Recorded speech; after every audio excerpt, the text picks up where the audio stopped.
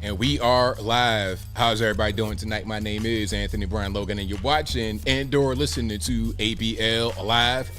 Thank y'all for being here tonight. You could be almost anywhere in the world, but you're right here with me live on the show, and I appreciate y'all for that.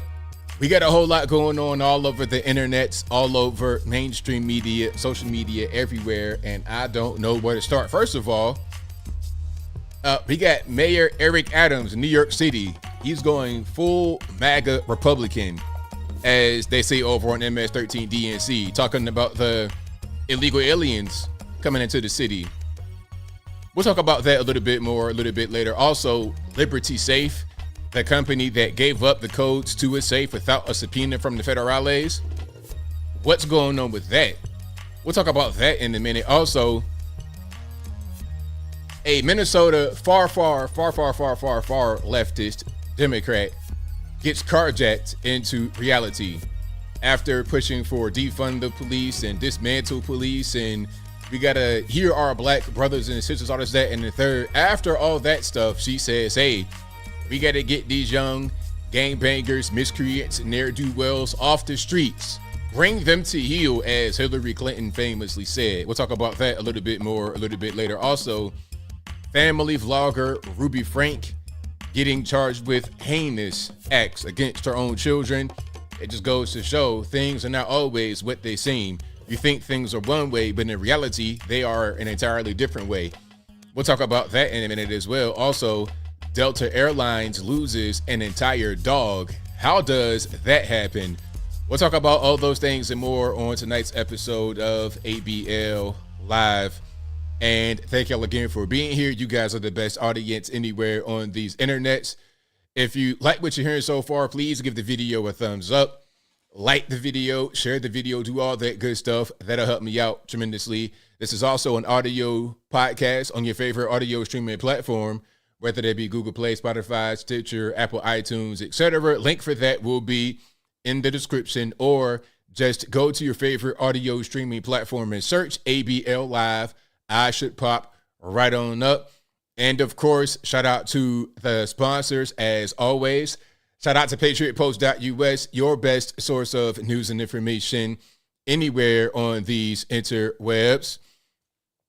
Link for them will be in the description box, or just go to patriotpost.us and tell them ABL sent you. Also, go to AnthonyBLogan.com. That is ANTHONY, the letter B, LOGAN.com.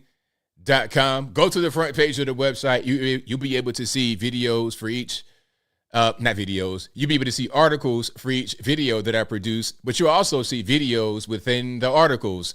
You'll see some things that I could not play on the YouTube, maybe some things in full that I had to shorten up for time's sake. Everything will be right there in each article. There's also, at the end of each article, there's a section for sources, left, right, independent, agnostic, whatever you want. It'll be right there on the front page of the website. Again, AnthonyBLogan.com. Also, go to ABLmerch.com. That is ABLmerch.com. We got hats, t-shirts, stickers, hoodies, mugs, and more right there on the website. Check it on out if you've not been there. Again, ABLmerch.com. Also, going back to my regular website, I almost forgot to say, go to the contact page, AnthonyBLogan.com/contact. You can find my email address, my snail mail address, my social media accounts, my Facebook, YouTube, Instagram, Twitter. All that good stuff is right there on AnthonyBLogan.com/contact. And if you think you're talking to me about something random, you're probably not. But if you want to check, just go to the contact page and see if the method of communication is listed. If you are talking to someone you think is me on WhatsApp, I can tell you right now, that's not me. But if you want to double check, if you really want to make sure that it's me, just go to the contact page. If the method of communication that you're speaking to me with is not there, it's not me. You're getting scammed. Ain't nobody got time to get scammed in 2023. My email is contact@AnthonyBLogan.com. Again, contact@AnthonyBLogan.com. And that same email is listed on my contact page on, guess where? AnthonyBLogan.com. Okay, so we got those out the way. We got quite a few things to get into. There's quite a few videos, quite a few cringe things I want to show you guys, and a few other things. Somebody, just Jenny says, I sent a check to the address you gave me. Hey man, you better go ahead and cancel that check right away. Cancel that check instantly, because I promise it's not me. If you sent 5,000 Bitcoin to some Nigerian prince, that money been gone. He ain't gonna do nothing but throw a celebration with your money. So, you know, it is what it is. It is what it is. Alrighty. So we got quite a few things to get into here. I got some interesting videos for y'all, and I'm gonna see if I can show everything.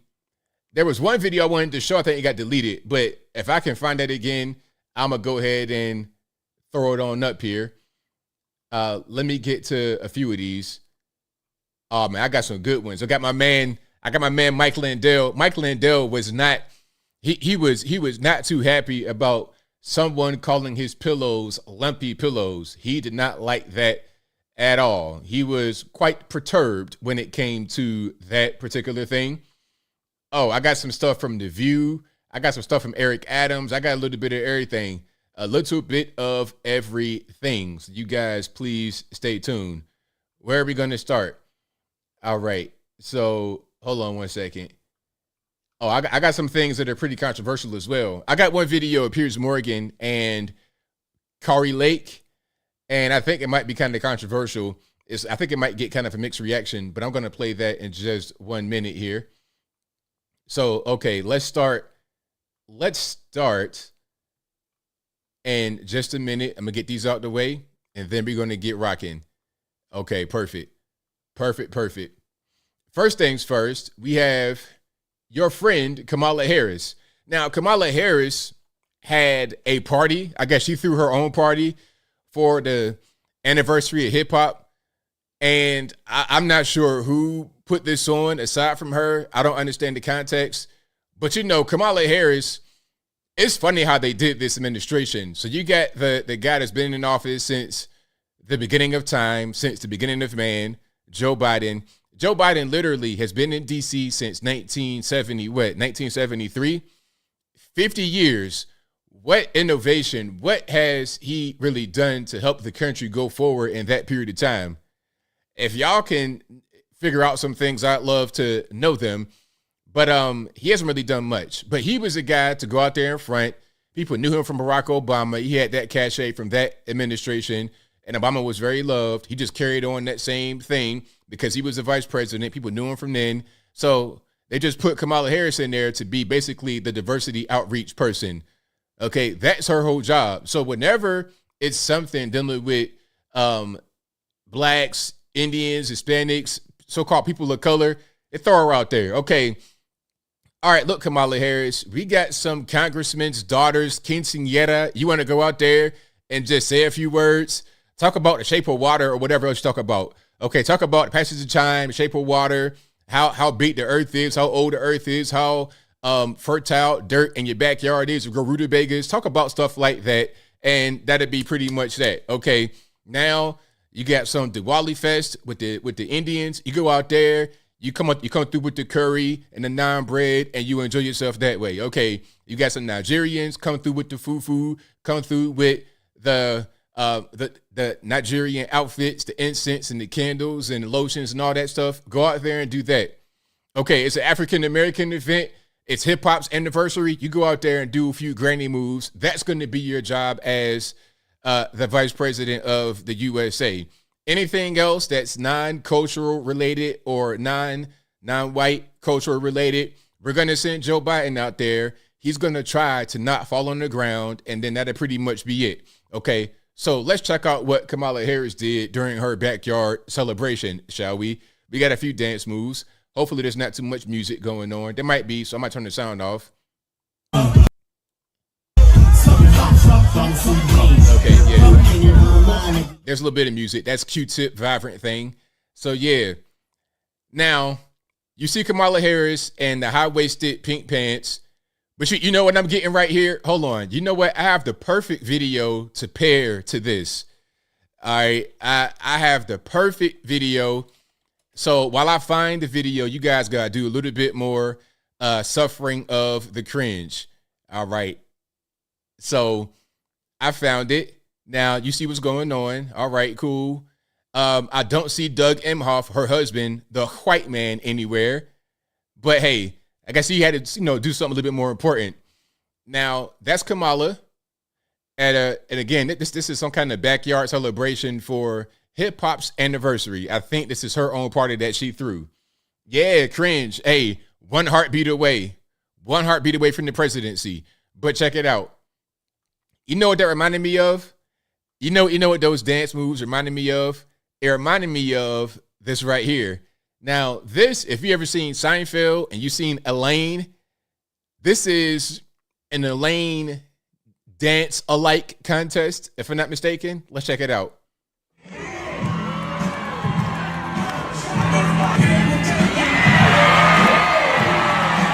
There we go.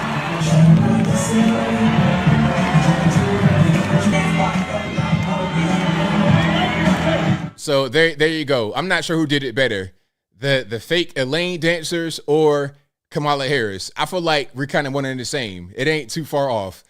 Now, these individuals are trying to dance crazy like Elaine would dance on Seinfeld. And I feel like it's kind of like right in the same ballpark. Y'all let me know. Okay, wow, she fell. Whoa.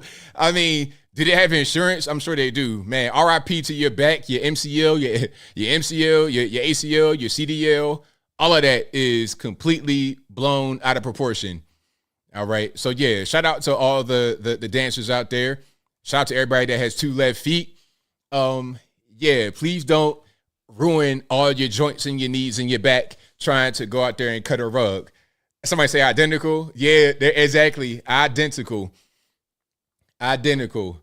And speaking of tearing all your ligaments and joints and whatnot in your leg and your back and your knees and everything else, there was a guy who ran on the field at I think it was Brave Stadium, Truist, what they call that, Truist Park out there in Atlanta. So he ran on the field and then he found out. Now, I think he was trying to run. He was trying his best to run, but it didn't really work out too well. Let's take a look. Uh-oh.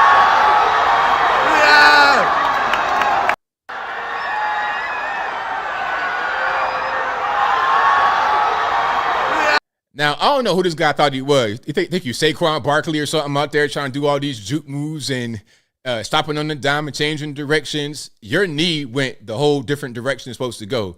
Your knee should have been like that. It shouldn't go all the way back in time the way that my man had it right there. So, yeah, that guy or girl, or I'm not sure what gender, I suggest you don't try to do a thing like that anymore because, I mean, you might have got about 5 seconds of exposure on somebody's grainy cell phone video, but that knee repair is going to last you a very long time. You're going to be 50 years old, rubbing your knee in the morning, talking about you regret what you did when you were 25 at Truist Park out there in Cobb and Marietta. So, yeah, shout out to him. That ain't really go over too well for him. Open field tackle. Yeah, open field tackle was right on it, wasn't it? Shout out to the guys out there at the Brave Stadium for making that happen, for making sure that guy didn't really go too far. Absolutely. Shout out to him.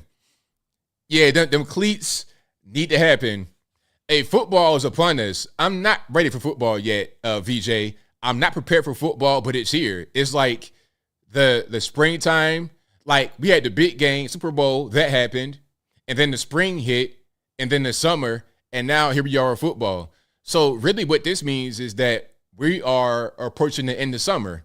My birthday, September 22nd, that's going to be the end of summer. Now we're going to be in the fall. I'm not really ready, but here we are. What I don't want is for it to get cold.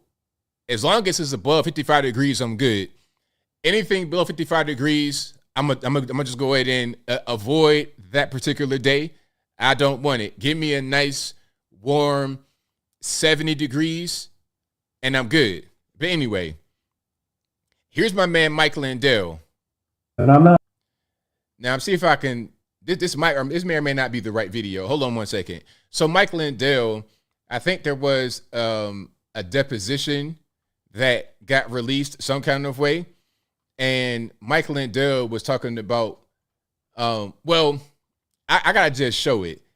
It's better to show than to tell in this particular situation. All right. But yeah, there was some statements made about his pillows, and he did not like the statements too much. So he had a few things to say. Let me throw that on the screen right quick. And there's a little bit of cursing because Mike Lindell was none too happy about what was being said. Oh, here we go. Perfect. Perfect. Okay. All right. And again, it's a little teeny bit of cursing because he was upset. Listen to what's said, and then you're going to hear the response. Okay. And I'm not asking about the lumpy pillow calls. No, they're not lumpy pillows. That's not what they call on. Okay? When you say lumpy pillows, now you're an asshole. You got that? You're an asshole, is what you are. No, he's an asshole. No, he's an ambulance chasing asshole. That's what you are. So, okay, a little bit of context, and I apologize for the cursing, but a little bit of context. So, deposition hearing, a lawyer is asking about customers that will call and complain about the pillows. So the lawyer framed the question like, I'm not speaking about the lumpy pillow calls. And he's like, no, they're not lumpy pillows. That's not what they call about. And by the way, my pillows are actually great. I have some on my bed right now. Not only do I have the pillows, I got the sheets as well. I got the My Pillow pillows. Well, I got a few I got probably about 3 different bed sheets to switch them out. I change my sheets often. Some of you guys might change your sheets once a year. That's gross. I wash my sheets every week. And then when I have one pair of sheets in the wash, I got another pair of sheets on my bed. One of my pairs of sheets are My Pillow, and I also have a throw over my couch as My Pillow. Good products. Lumpy pillows, kiss my ass. Put that in your book. No, they answer anything, any problem customer that wants to reach Mike Lindell. Those are the ones. I want to talk to Mike Lindell. I want to talk to Mike Lindell. They send them to here and they go, or they call about, maybe they didn't get their pillow on time because of the FedEx or whatever. Well, we'll cover them even though it could be somebody else's fault. Nobody called because of a lumpy pillow.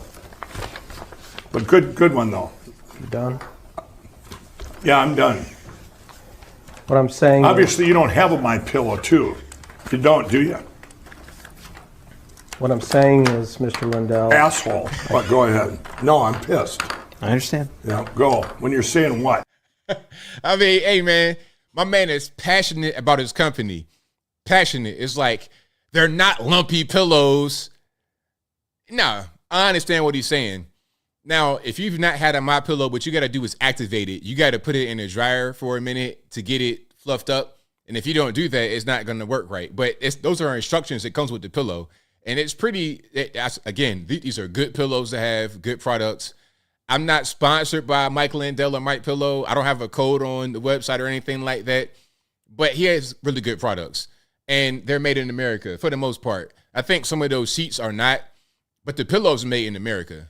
So if you have a My Pillow that's made in America, American manufacturing, which we need right now because too much of things that we get come from China, India, somewhere else. They don't get made in America. So shout out to Mike Lindell for having American manufacturing, 100%. Yeah, never say he has lumpy pillows. He gets hugely offended. That's right, Robert. He gets hugely offended at the lumpy pillows accusation, and I understand. 100%. Now, we have a few more videos to get through. And if you like what you're hearing so far, please give the video a thumbs up. Like the video, share the video, do all that good stuff. That'll help me out tremendously. I'm going to get to Eric Adams in a little bit. And I got a video that pairs with that wonderfully. Hold on. Before, I ain't going to play that just yet. I'm just getting it loaded up for you guys. But I got another video that pairs with that absolutely wonderfully. Okay, so we showed Mike Lindell. Now let's get to my man Trump. So Trump stopped by Frat House. So let's check it out.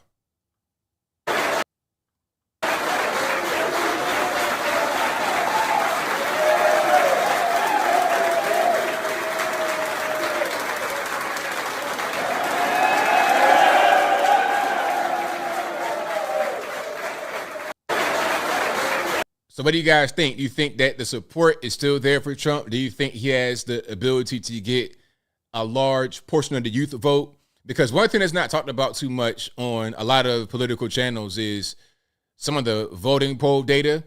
And the voting poll data says that young people of all races tend to lean blue. Of all races, young people tend to lean blue. Now, once you get to be older, they tend to lean red. But young people tend to lean blue. But do you think Trump can really make a dent into that? That's got to be a big thing. I mean, in 2024, you're going to have very first-time voters, people who just turned 18, or people like Vivek Ramaswamy, you get to be 35 and have an epiphany and want to vote for the first time. Whatever the case may be, you got to attract new people. So you think Trump will be able to do it? I think he can.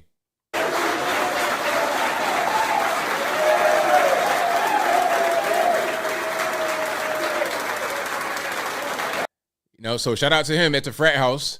Absolutely. Trump 2024. Oh, and before I continue about Trump, about Mike Lindell and the pillows, I have the My Pillow towels as well. I do have those. I got a bunch of those. Those are my favorite towels. For the price and the quality, you're not really beating those towels, for sure. You go to Target or somewhere like that, them towels are going to be so linty, they're going to destroy your dryer. You're going to be emptying the lint trap every 5 minutes as the towels are drying. You try to let the dryer run for 45 minutes or an hour, your house is going to burn down. I'm exaggerating, but you understand what I'm saying. But yeah, shout out to my main man, Trump, out there at the frat house doing his thing. Let me see if I got more videos of Trump. Let me keep on rocking and rolling here. You keep on rocking and rolling. Let's see. So I believe the frat house was over there in Iowa, and he was at the Iowa versus Iowa State game. Okay, I got a few videos. Let's go ahead and cue these up right quick, and then we'll keep on rocking. So these are from Benny Johnson. Shout out to Benny. And this one, he says, Trump literally can't move in Iowa. How do you beat this? And there's a really big crowd around him.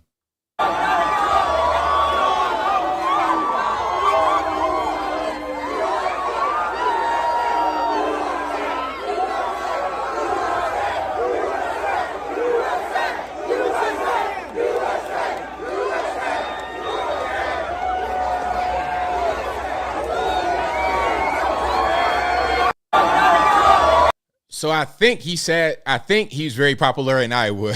I would presume that Trump is very popular in Iowa based upon what you're seeing right there. All righty, let's keep on moving here.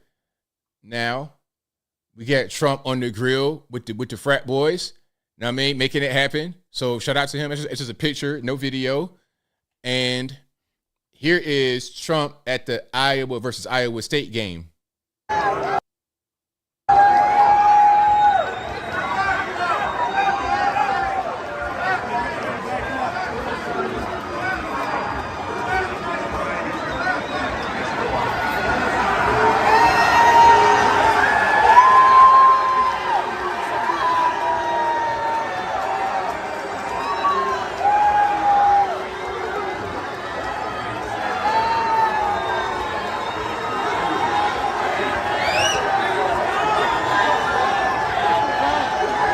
Now, here's a question. Are you hearing boos? Are you hearing cheers? Because when I see this video on social media, some are saying that he's being booed. Some are just saying that he's there. Some are saying that they're just cheering. What do you guys hear? I'm hearing different things, and it's kind of hard to hear what the entire crowd is doing because, A, you're in this big place. I'm not sure that everybody can see Trump, first of all. B, there could be some boos right next to the camera, but that may not be what everybody's doing. I can't really tell. But what do you guys think? Like half and half? Is that what's going on? I mean, it could be. Yeah, it's kind of a mix, but I don't think the whole crowd sees him because unless there's a camera on him right there, you're probably not going to know what's going on if you're way over in that seat way up there. You see that on the very top left, that little corner right there? College football is crazy. College football is, I mean, at a certain point, college football is beyond the NFL. It's totally nuts. Totally. Like, it's something else. So shout out to all the college football fans out there. I'm not really a college football fan myself. I like to go to a game, of course, just to have the experience, but I can't really say I'm a college football or college basketball fan. But again, I will go to a game just for the experience. I know some of the best teams. You know, I live in Tennessee, so it's always a thing about college football here. And where I live, I'm like in a unique place. So where I live, I'm not far from Alabama, probably about 45 minutes from Alabama. I'm right on the Georgia-Tennessee line. Like, I could walk to the Georgia line from my house. So you're going to have Georgia fans, UTK, Tennessee fans, and also Alabama, Crimson Tide, Roll Tide. You're going to have them all right here in the same area. You're going to have fans of all of the above. And I've seen some guys who are so confused, they drive around with Alabama license plates and Georgia flags on top of their vehicle and UTK license border. It'd be a UTK license border over a George license plate. It's like, what are we really doing? All kind of mismatched bumper stickers. It's a whole big mess. So yeah, shout out to all the college football fans for sure. Titans fan, not really. I'm still, since, you know, when I was a kid in Virginia, I was a Vikings fan because they drafted Randy, and of course y'all know I was born in West Virginia, and Randy's from my hometown. Randy Moss is from my hometown. My family knows his family. I met his mom before. So Randy Moss being drafted, I became a lifelong Minnesota Vikings fan.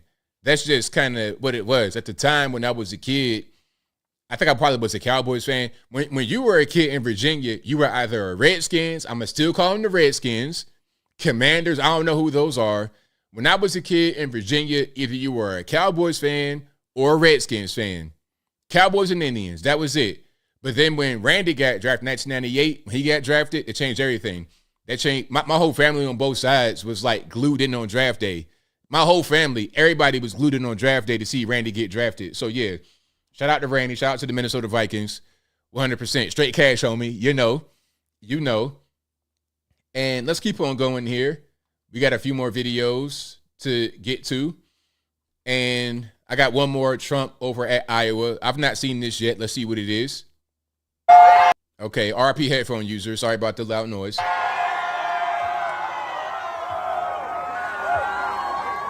Wow.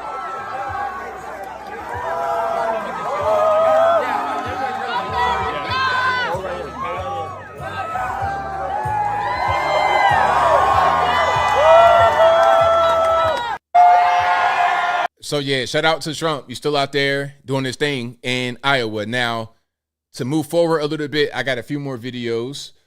It's been a lot happening. It's been a whole lot going on. Kind of hard to keep up with everything. All right. Now, let's move along here. Now, here was an interesting one that I saw. This is Kulinski. You guys may know who that is. He's a very, very, very, very, very liberal guy here on the YouTubes. And apparently he has a show with Crystal Ball from The Hill. And they were being interviewed by or interviewing Bree from The Hill, if I'm not mistaken. You guys probably know who they are. But Kulinski, who you're going to hear from, is a very, very liberal guy. Very liberal. Now, you're going to hear his take on Joe Biden not forgiving student loan debt. Because remember, that was a promise. That was a campaign promise, wasn't it? We're going to forgive student loan debt. We'll wipe it away. That's what's going to happen. He said that and did not deliver. Now you're going to hear Kulinski defend this guy to like a ridiculous level, defended him. So let's put it on the screen right quick. Give me 1 second. All right, let me just cue that up, and then let's go here, and then boom, let's play it. Most vulnerable one. So you're now saying, no. He could have used the Higher Education Act. He did. He did. He could have done that in the first instance, but he didn't. And now he tried it again through the Higher Education Act. The idea that it's like it's a conspiracy, he doesn't want to actually cancel it. No, he appealed the case like 4 or 5 times, Kyle, and then at the end of it, when the Supreme Court said no, you can't do that, he said fuck you, I can, and he did the Higher Education Act. That's exactly what we wanted him to do. Then he does it, and people go, oh, that's not good enough. And it's like that's ridiculous. There, Kyle. What we wanted him to do was first and foremost just cancel the student debt. I expect him him to do nothing on student debt. This is the point I'm trying to get across to you, is that I expected nothing from Biden, and he did way more than I expected. So let's be honest about that. It's not about your expectations. We have different expectations. Of course I'm going to talk about it through my expectations. I'm me. But I want to pivot this conversation a little bit. So, okay, Biden says he's going to cancel student loan debt. He doesn't do it. This super far left Democrat guy says, oh, nah, well, I didn't expect it, so it's no big deal. You know, it's whatever. You can't expect guys that become the president and have campaign promise to follow through on their promises. Like, how dare you do that? Like, what part of the game is that? It's crazy. But hey, shout out to Cal, shout out to Crystal Ball. I had no idea Crystal Ball had a podcast with this guy. I mean, this dude looking like Guy Fieri about 30 years ago with this blonde Cisco thong style hairstyle. I don't know what's going on with the guy. But yeah, apparently they have a podcast called Crystal, Cal, and Friends. I mean, one more K, it'd be a little bit suspicious. One more K, you know what I mean? But anyway, but they're going to call it Crystal, Cal, and Ken. I mean, getting canceled immediately. Shout out to Bree for trying to be a little bit reasonable there and trying not to talk over the guy. But yeah, people like that you can't really talk to. I don't understand the point of going on the podcast with a guy who's going to be dishonest like that, who's going to ignore an obvious ball drop by the president. If the president says he's going to do something and then doesn't do it, I mean, what are we talking about exactly? This is a mess. Are they married? No way. Stop lying. No way. Stop it. Wait. They're married? No way. Oh my goodness. Hold on. Wait a minute. Let's pause. You telling me Cal Kulinski is married to Crystal Ball? Wow. Hey, I am today years old. Wait a minute. Oh, okay. Oh, like, because for me, I was like, wow. Okay, I found a video. Good morning. Okay, congrats to Crystal and Kyle. Wait just 1 minute. Hold on. Yo, y'all telling me the truth. They're literally married. I got pictures. What? Where have I been? I had no idea. That is, somebody says cap. Nah, in fiction, no cap. As the cool kids say, no cap. That's them right there. Hold on, I'm gonna play this right quick. An amazing show for everybody today. Ryan, we have you sitting in for Crystal. Thank you very much for joining us, sir. It's my pleasure to be here. Would never miss a bro show. Yes, the bro shows. The people are loving the bro show. We got some very, very ambitious crossovers. Some are saying the most ambitious crossovers in the history of the Breaking Points universe. Hey, somebody says today years old looks like 45. Your mama. How about that? Happening this week. Why are these crossovers happening? Well, our very own Crystal Ball wanted to say congratulations to her. She had a beautiful wedding on Saturday to Kyle Kulinski, and we put together a little photo collage we can exclusively share here. It's kind of like People magazine. Let's go ahead and put these up the screen, gentlemen. These were curated by Crystal herself, everybody, so don't worry. I did check with the bride before we were able to share these. Wow, I had no idea. I've been in the dark. I'm not really on that side of the YouTube with the liberal stuff. I don't know what's going on. So, yeah, sometimes I just don't know stuff. Hey, man, today years old. So, yeah, shout out to Kyle Kulinski and Crystal Ball for getting married. I had no idea. Had no clue. But anyway, let's keep on rocking and rolling. If you like what you hear so far, please give the video a thumbs up. Like the video, share the video, do all of that good stuff. That'll help me out tremendously. So I am my age. I'll be 39 on the 22nd. So I'll be 40 next year. All righty. I'll be 40 next year. You know, with me with the gray, if I was to cut my beard off, I would look a lot younger on camera, like right here in this.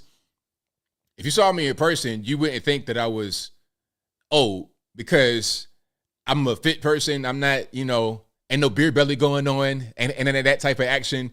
Ain't no old grandpa recliner activities happening here and none of that going on. And I'm tall. I'm like 6'3".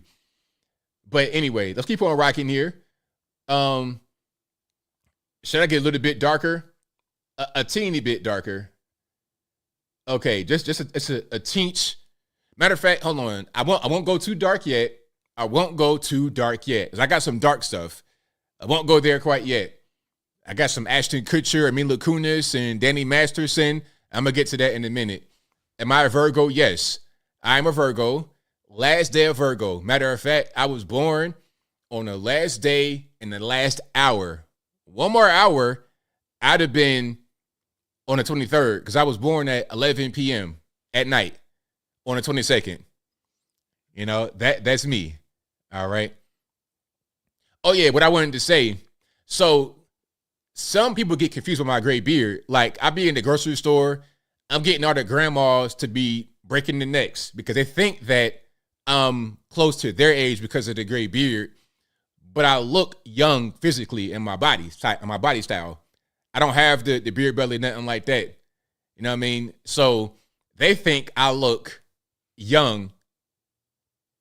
And they think I'm old, but I look young. You see what I'm saying? Anyway, we'll move on. I don't know when they get this ain't that kind of show right now. We ain't gonna go down that road at this moment.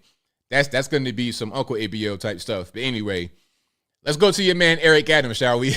Let's pivot away from that and go to Eric Adams. Now, Eric Adams, remember Eric Adams, mayor of New York City. He said that the city's going to be a sanctuary city. You could bring all your tired, you're weary, you're hungry, all these people. You could bring them to New York City. But now he's changing his tune because of the damage they've done, because of the amount of migrants that are coming into the city. They've gotten 110,000 so-called migrants in the past year to New York City. There's no space to house them. There's no money to take care of them. It's just too much going on. Now, let's check out what was said on The View. They're trying to defend what Eric Adams said here. Let's try to defend. Let's see what they said while they're trying to defend Eric Adams. Then we're going to get to Eric Adams' actual comments. All right, let's throw it on the screen. But frankly, you know, I think we need to find, and we've dealt with this before. I lived in Miami. I was an immigrant in Miami in the 80s. You'll remember when we had the Mariel boat lift. Yes. 125,000 Cubans came in a matter of 6 months. It puts tremendous stress on a city, on a community, on the social services. They need to be resettled elsewhere. They need to be out. We're this massive country. Well, and it's only going to get worse with global warming and climate change because people can't live in certain parts of this world. Climate change? What are we talking about? Like, what part of the world is now closed because of global warming? Has a country just said, you know what, we're going to stop being the country now because of climate change, global warming? What in the world? And then look, my thing is this. If that was true, which is not true, that some country just closed down because of global warming and climate change, if that's the case, why must they come to America? Go somewhere else. Go somewhere else. Why you got to come here? So, okay, so the United States has a kind of imaginary force field that shields us from global warming. Like, it doesn't affect us. If there is a thing called global warming, which it ain't no thing called global warming, if it is, then why doesn't it affect us? Okay, it affects Mexico right to our southern border, but right over the border in Texas, it doesn't affect Texas. It's so dumb. Anyway, so on The View, they're saying, hey, they got to go elsewhere. All these migrants, they got to go elsewhere. They can't be here. But you guys said that it's racist to say that. You guys said that it's racist to have the border wall, to deport them, to send them elsewhere. Okay? And if they got to go elsewhere, why doesn't that include removing them from Texas and sending them to New York City, to Chicago, to LA? That's elsewhere, ain't it? Rather than having 1 million of them clogging Texas up, send 100,000 to New York, send 100,000 to Chicago. Why not? I don't understand. It's weird. It's totally weird. But you know, the actual solution would be to just close the border up, do it that way. But let's hear what Eric Adams said about the migrant crisis. And again, this is going to be a 180 turn from what he said earlier in his campaign in 2021, saying that under an Adams administration, New York City will continue to be a sanctuary city. He said that in 2021. Now he's changed. Let's check it out. We've turned this city around in 20 months. And then what happened? Started with a madman down in Texas, decided he wanted to bus people up to New York City. 110,000 migrants. We have to feed, clothe, house, educate the children, wash their laundry sheets, give them everything they need, health care. And this team here, we stated, let's do everything possible before we have to push it out into neighborhoods and communities.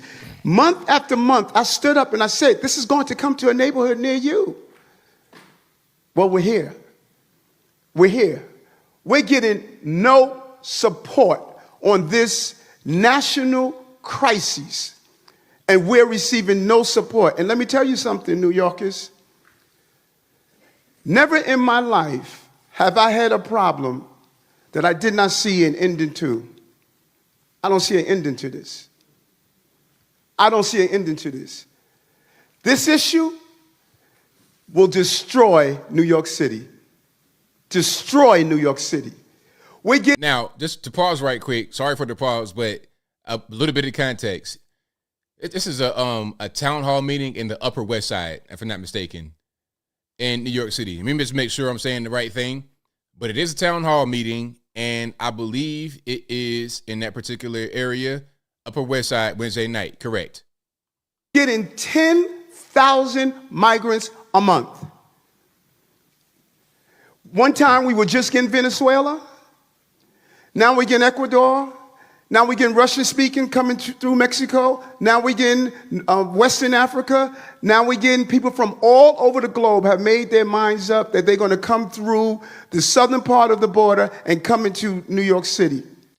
That is correct, Eric Adams. That is correct. We've been saying that for a long time. You see, normies, they think that the illegal aliens, the migrants, asylum seekers, whatever you want to call them, normies think they come from Mexico and they're just poor. They're trying to cut, they're trying to cut grass and make pillows and hotels and stuff like that. But no.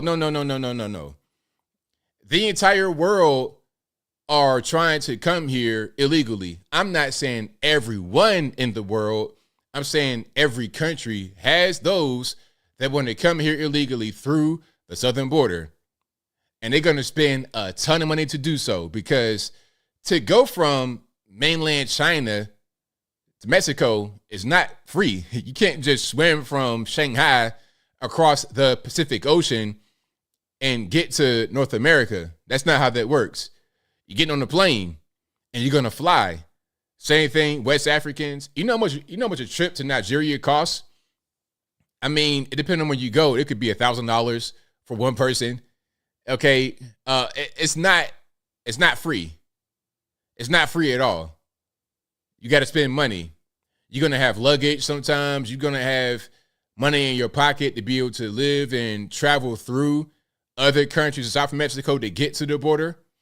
So yes, the entire world, not just poor Mexicans, everybody. And everyone is saying it's New York City's problem. Every community in this city is going to be impacted. We got a $12 billion deficit that we're going to have to cut. Every service in this city is going to be impacted. All of us. And so I say to you, as I turn it over to you, this is some of the most educated, some of the most knowledgeable, probably more of my commissioners and deputy commissioners and chiefs live in this community. So as you ask me a question about migrants, tell me what role you played. How many of you organized to stop what they're doing to us? How many of you were part of the movement to say, we're seeing what this mayor is trying to do and they're destroying New York City? It's going to come to your neighborhoods. All of us are going to be impacted by this. I said it last year when we had 15,000, and I'm telling you now with 110,000, the city we knew we're about to lose. All right, so there you have it. There you have it.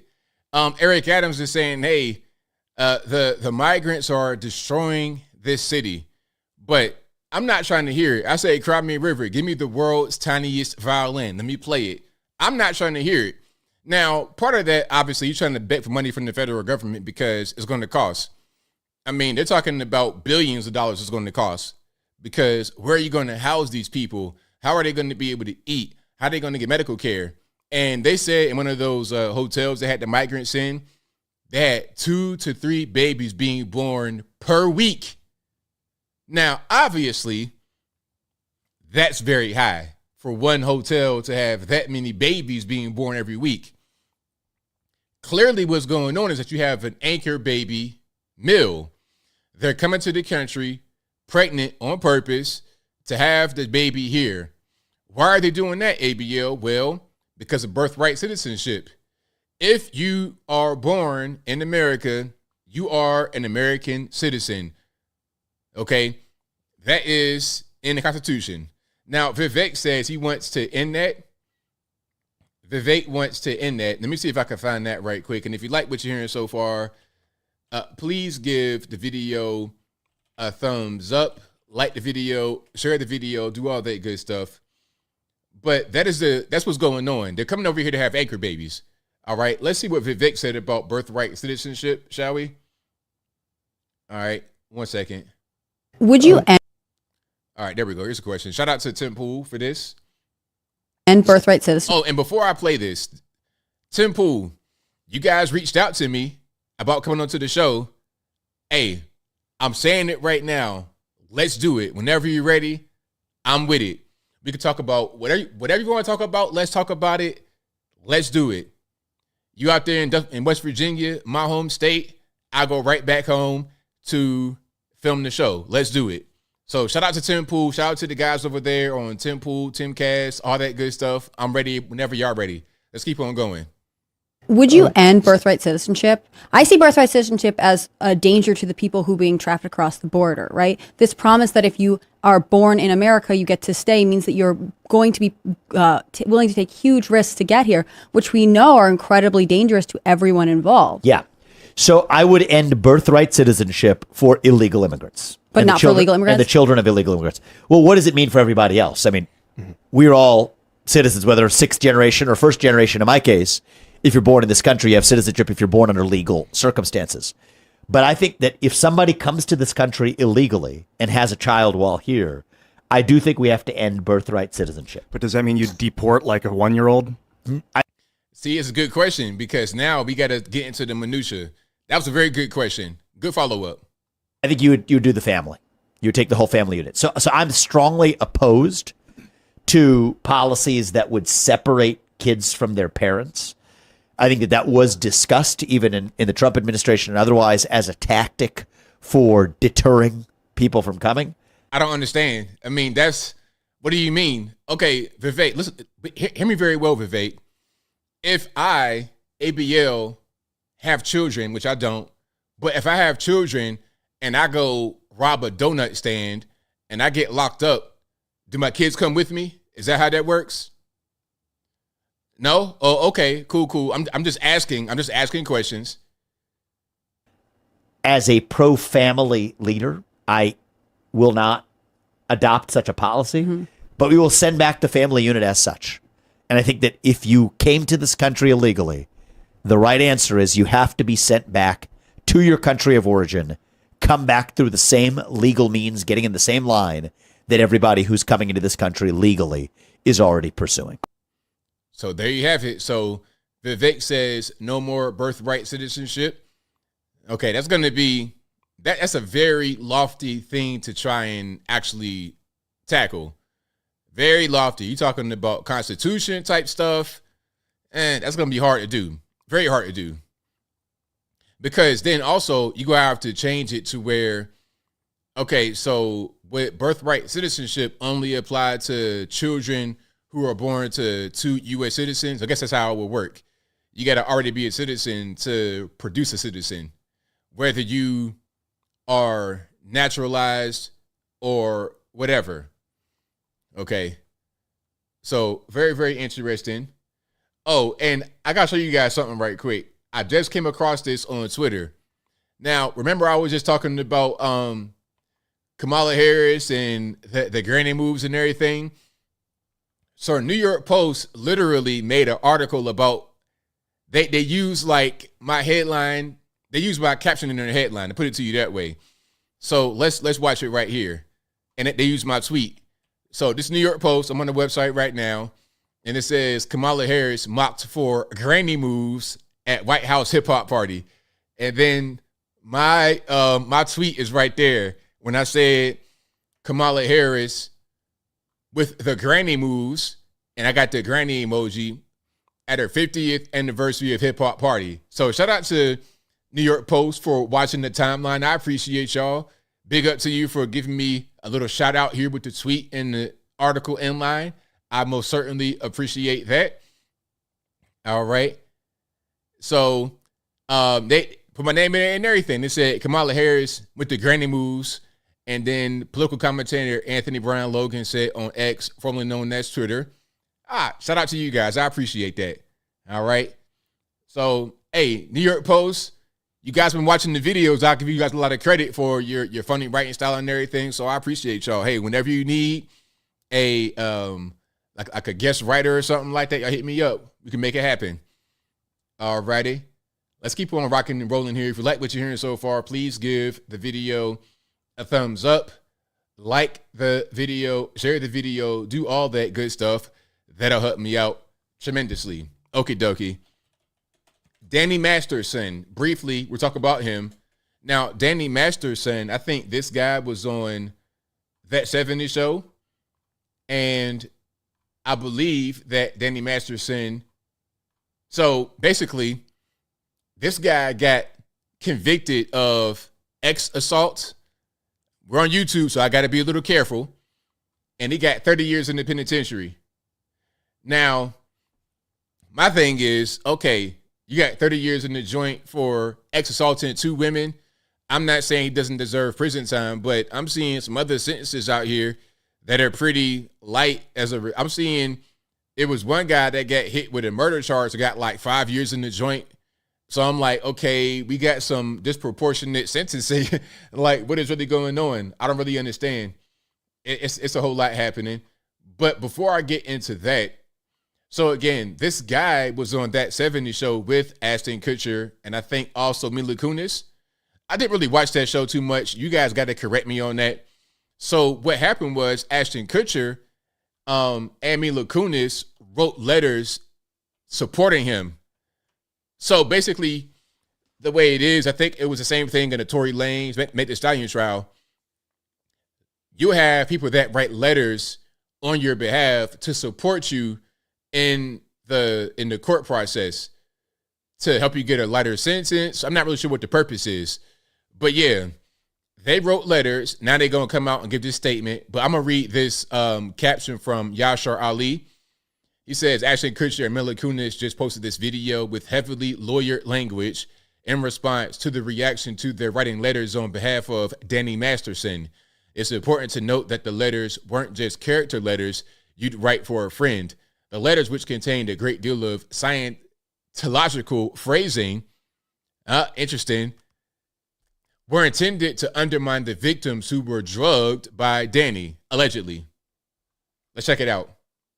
We are aware of the pain that has been caused by the character letters that we wrote on behalf of Danny Masterson. We support victims. We have done this historically through our work and will continue to do so in the future. A couple months ago, Danny's family reached out to us and they asked us to write character letters to represent the person that we knew for 25 years so that the judge could take that into full consideration relative to the sentencing. The letters were not written to question the legitimacy of the judicial system or the validity of the jury's ruling. They were intended for the judge to read and not to undermine the testimony of the victims or re-traumatize them in any way. We would never want to do that. and we're sorry if that has taken place. Our heart goes out to every single person who's ever been a victim of sexual assault, sexual abuse, or rape. So yeah, that's them. That's Ashton Kutcher and Mila Kunis. Of course, they look different because there's no filters, no makeup, nothing like that. They probably did it on purpose. You know, they ain't really, you know, Ashton look kind of disheveled, her the same way with this old T-shirt. They want to appear to be more sincere. Oh, we're so sorry for the letters. We don't intend to hurt anyone. You can't have Ashton Kutcher and Mila in full makeup and costume, look like they're about to go out on the town and then post an apology video. It would come across as insincere. You see, Hollywood people, they're always putting the show on, whether they look glamorous or not. It's always a show, in my humble opinion. But that's just kind of what that is. So shout out to them. Danny Masterson, again, I think he was their co-worker, co-star or something like that on That 70s Show. He got 30 years in the penitentiary for allegedly ex-assaulting 2 women. Well, now he's convicted, so they say he did it. That's what he got convicted of and charged with. All right, so yeah, that's that. But it was funny at the end talking about, well, it was only for the judge to read. They always say that because in a Tory Lanez trial, it was the same way. Some celebrities got caught writing letters on his behalf. He's talking about it was just for the judge and shit, and they got out to the public. Well, hey, sometimes when you do things in the dark, it comes to the light. So don't be surprised. If you don't want things like that to come out, don't do anything crazy. Personally, I don't do anything that I'm ashamed of. I'm not going to do anything that's wrong. I'm going to always, do the right thing from my point of view. 100%. All right. Who was Danny? I'm going to show this guy, so you guys may recognize him. You should recognize this guy. Give me a second. Okie dokie. So Danny Masterson, there we go. So that's him right there. That's Danny Masterson. Okay. That's the guy. I'm not quite sure how recent this picture is, but that's him. He's a guy who has now been sentenced to 30 years in the penitentiary for ex-assault on 2 women. Now, here's an article. All right, that's him right there on the right, obviously. And it says, That 70s Show fans say Danny Masterson's ex-assault conviction vindicates Topher Grace from rumors he was too pretentious to hang with the cast. Okay, so I'm not sure what that means. I'm not really into all that celebrity type of stuff.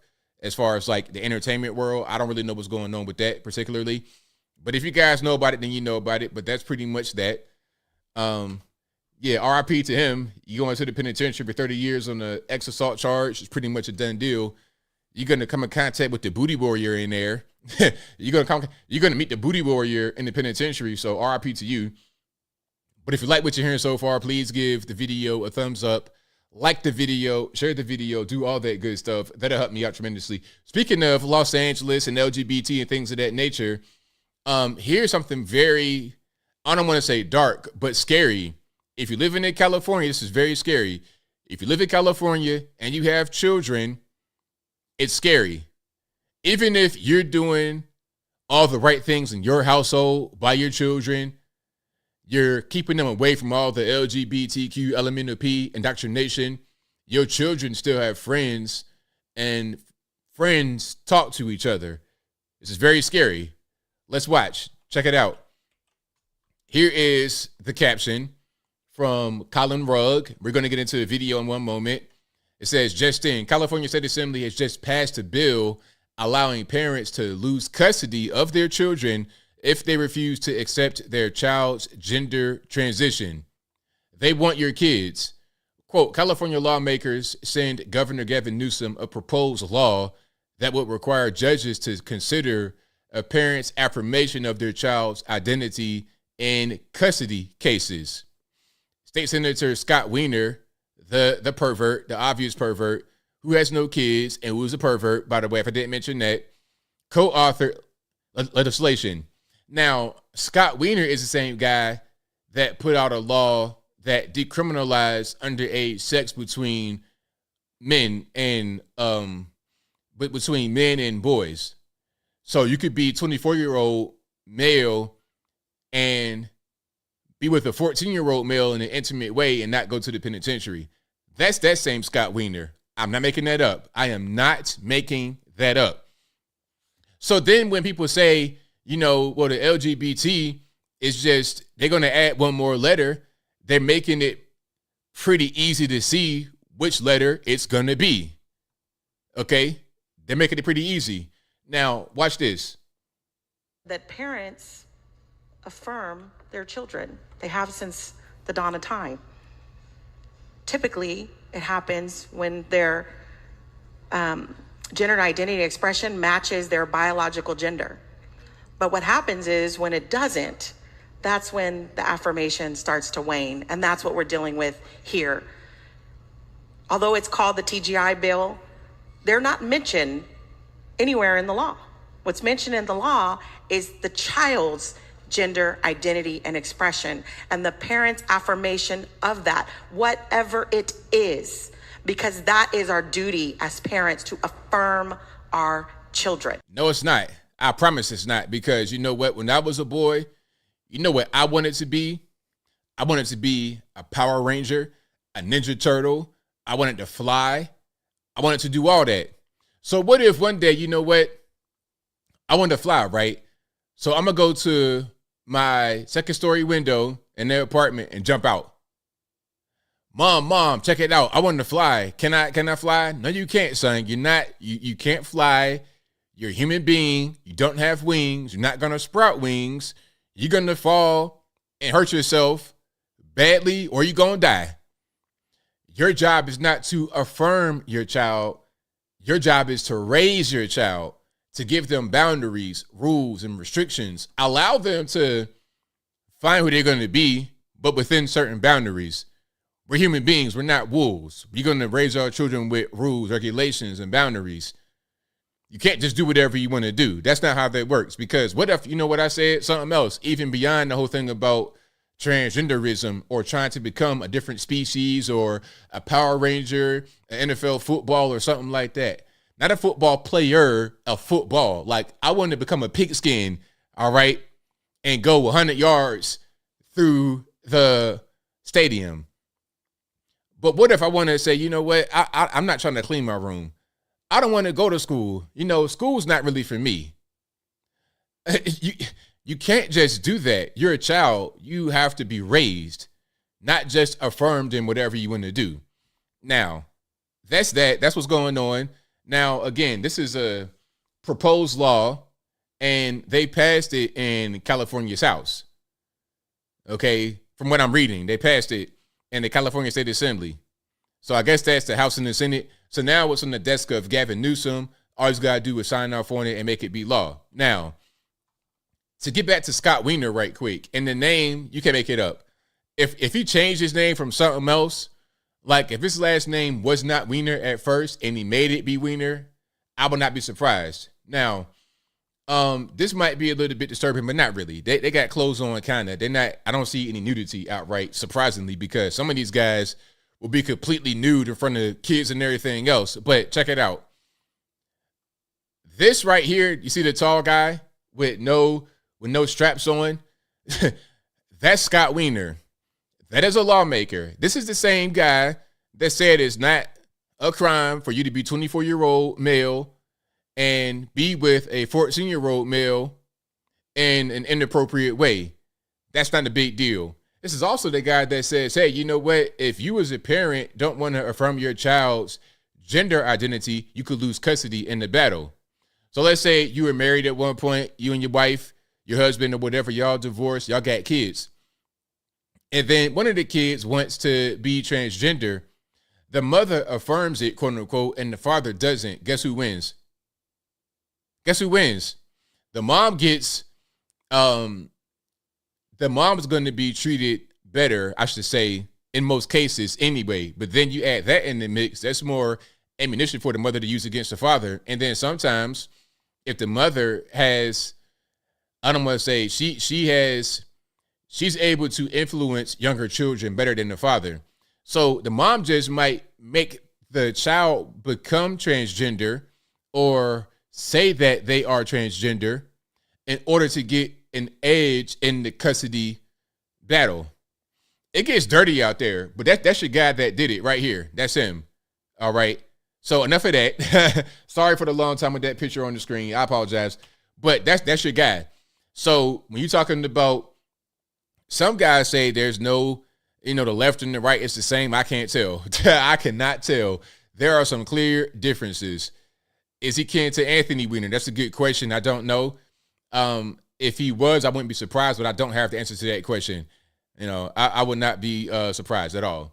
They both got that same level of perversion in their veins. All right. But if you like what you're hearing so far, please give the video a thumbs up, like the video, share the video, do all that good stuff. That'll help me out tremendously. Okie dokie. And here's something right here. Shout out to you guys for sending me this. So the governor of New Mexico says, hold on, matter of fact, let me put it on the screen and then read the caption so you can see what's going on as I'm reading it. All right, let's zoom in a tad bit here. So here's a question from former White House reporter Simon Atiba. He says, shocking. What do you think about the governor of New Mexico declaring that the Second Amendment no longer applies for 30 days because of her emergency? The amendment protects individuals' right to keep and bear arms. She said, no right is absolute. Let's check it out. And I may end up doing a video on this tomorrow, actually, but let's watch it right now. Yeah. But your point is valid. You took an oath to the Constitution. Isn't it unconstitutional to say you cannot exercise your carry license?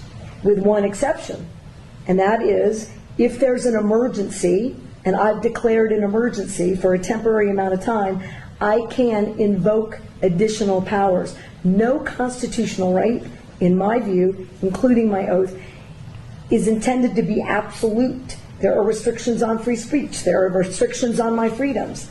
In this emergency, this 11-year-old and all these parents who have lost all these children, they deserve my attention to have the debate about whether or not in an emergency we can create a safer environment.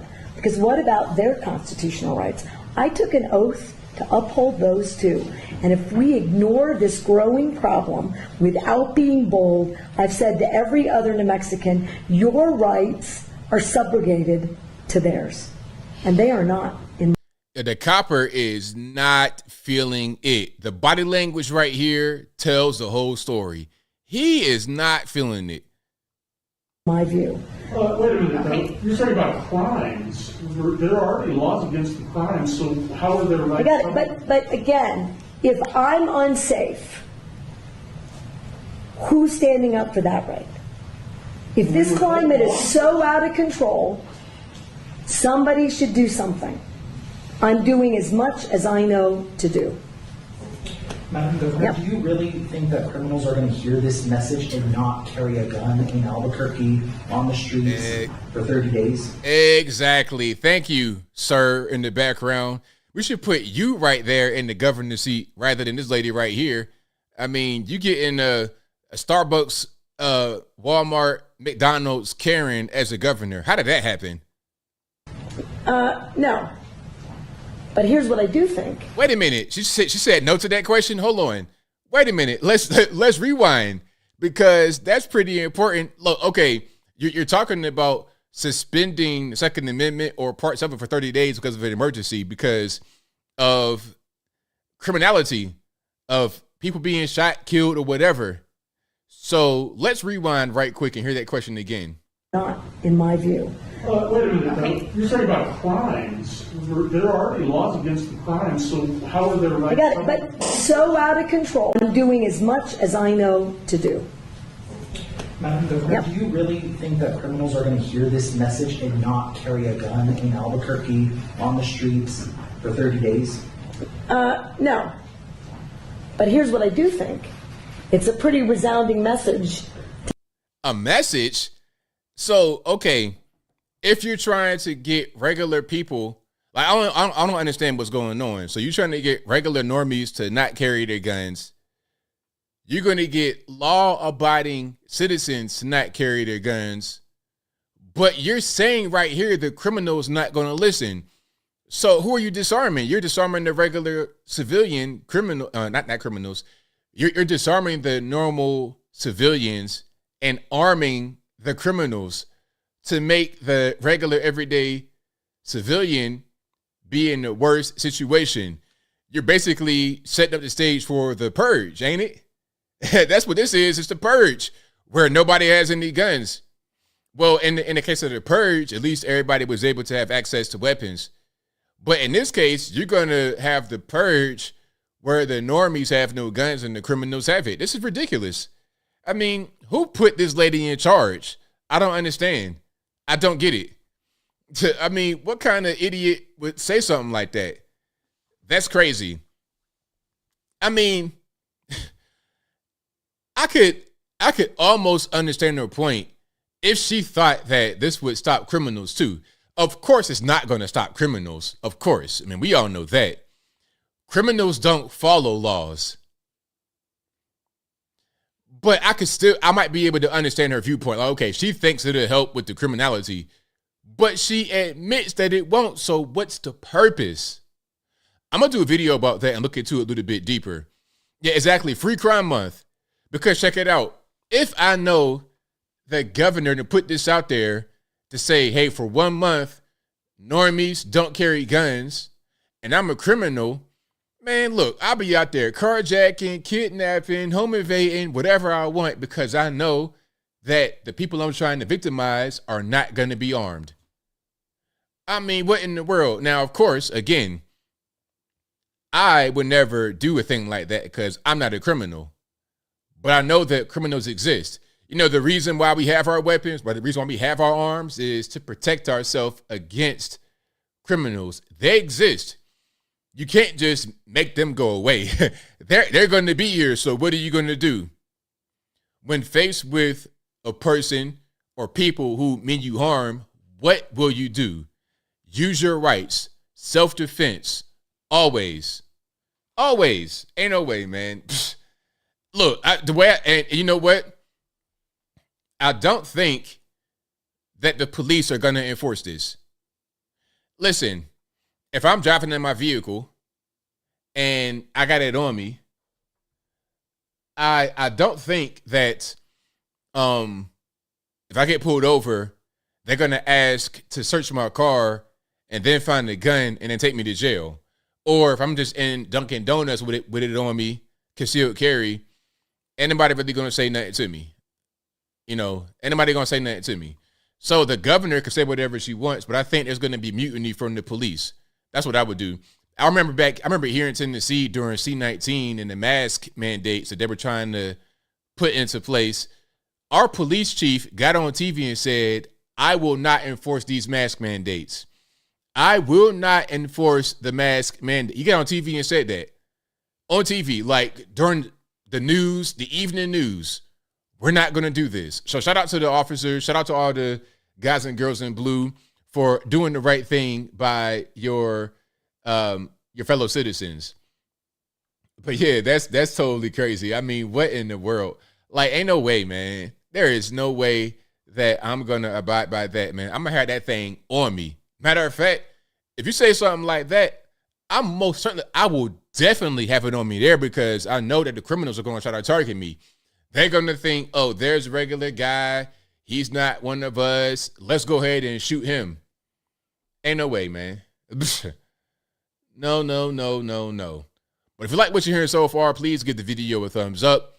Like the video, share the video, do all that good stuff. That'll help me out tremendously. I think Robin says, yep, some cops said, nope, they won't enforce. As well they shouldn't. As well they should not. Because that's totally nuts. Totally. Okay, we have more here. Oh, speaking about crime and criminals and laws that are not going to affect anyone other than law-abiding citizens in a negative way. Minneapolis, the lawmaker, Shivanthi Shathanandon, and I know that name is difficult. She's from India, obviously, so it's a lot of S's and V's and T's in that name. It's a tongue twister. How much wood could a woodchuck chuck if a woodchuck could chuck wood? Okay, I don't know. Anyway, Shivanthi Shathanandine was far left, maybe still is, back in 2020 during George Floyd, because she is the co-chair of the Democratic Farmer Labor Party, some far left organization out there in Minneapolis. Back in 2020, she called for the defunding of the police. Or, pardon me, not defunding, dismantling of police out there in Minneapolis. And she wanted to have some kind of community policing. And by the way, that doesn't work. that does not work. I had a video I wanted to play for you guys, but the person deleted it, unfortunately. But this video right here, if you saw this, some of you guys did see this already. But I'm going to just show a picture of it and talk about it for a moment. Then I'm going to get to Shivanthi Shathanandine. And I know I'm tearing that name up. I'm sorry. I'm not from the Indian subcontinent. Y'all got to pardon me. Okay, I'm from Virginia. I don't, all these V's and T's and whatnot. It's a lot. But people need to understand that these things that you do are not really going to be, it's just not going to be what you think. Let me find that. Yeah, there we go. Perfect. A progressive. Hold on. Before I get to that, I'm going to load up what she said. And yeah, there we go. Load that up. And then I get the article loaded up. And then we're going to keep on rocking here. Perfect. Okay. So this video right here. Now, if you've seen this video on Twitter, again, the original video got deleted, so I can't play it. And they probably would age gate me on this video anyway if I did play it. Now, let me tell you what's going on here. What's happening here is there was a comedy show out there in California. Matter of fact, hold on.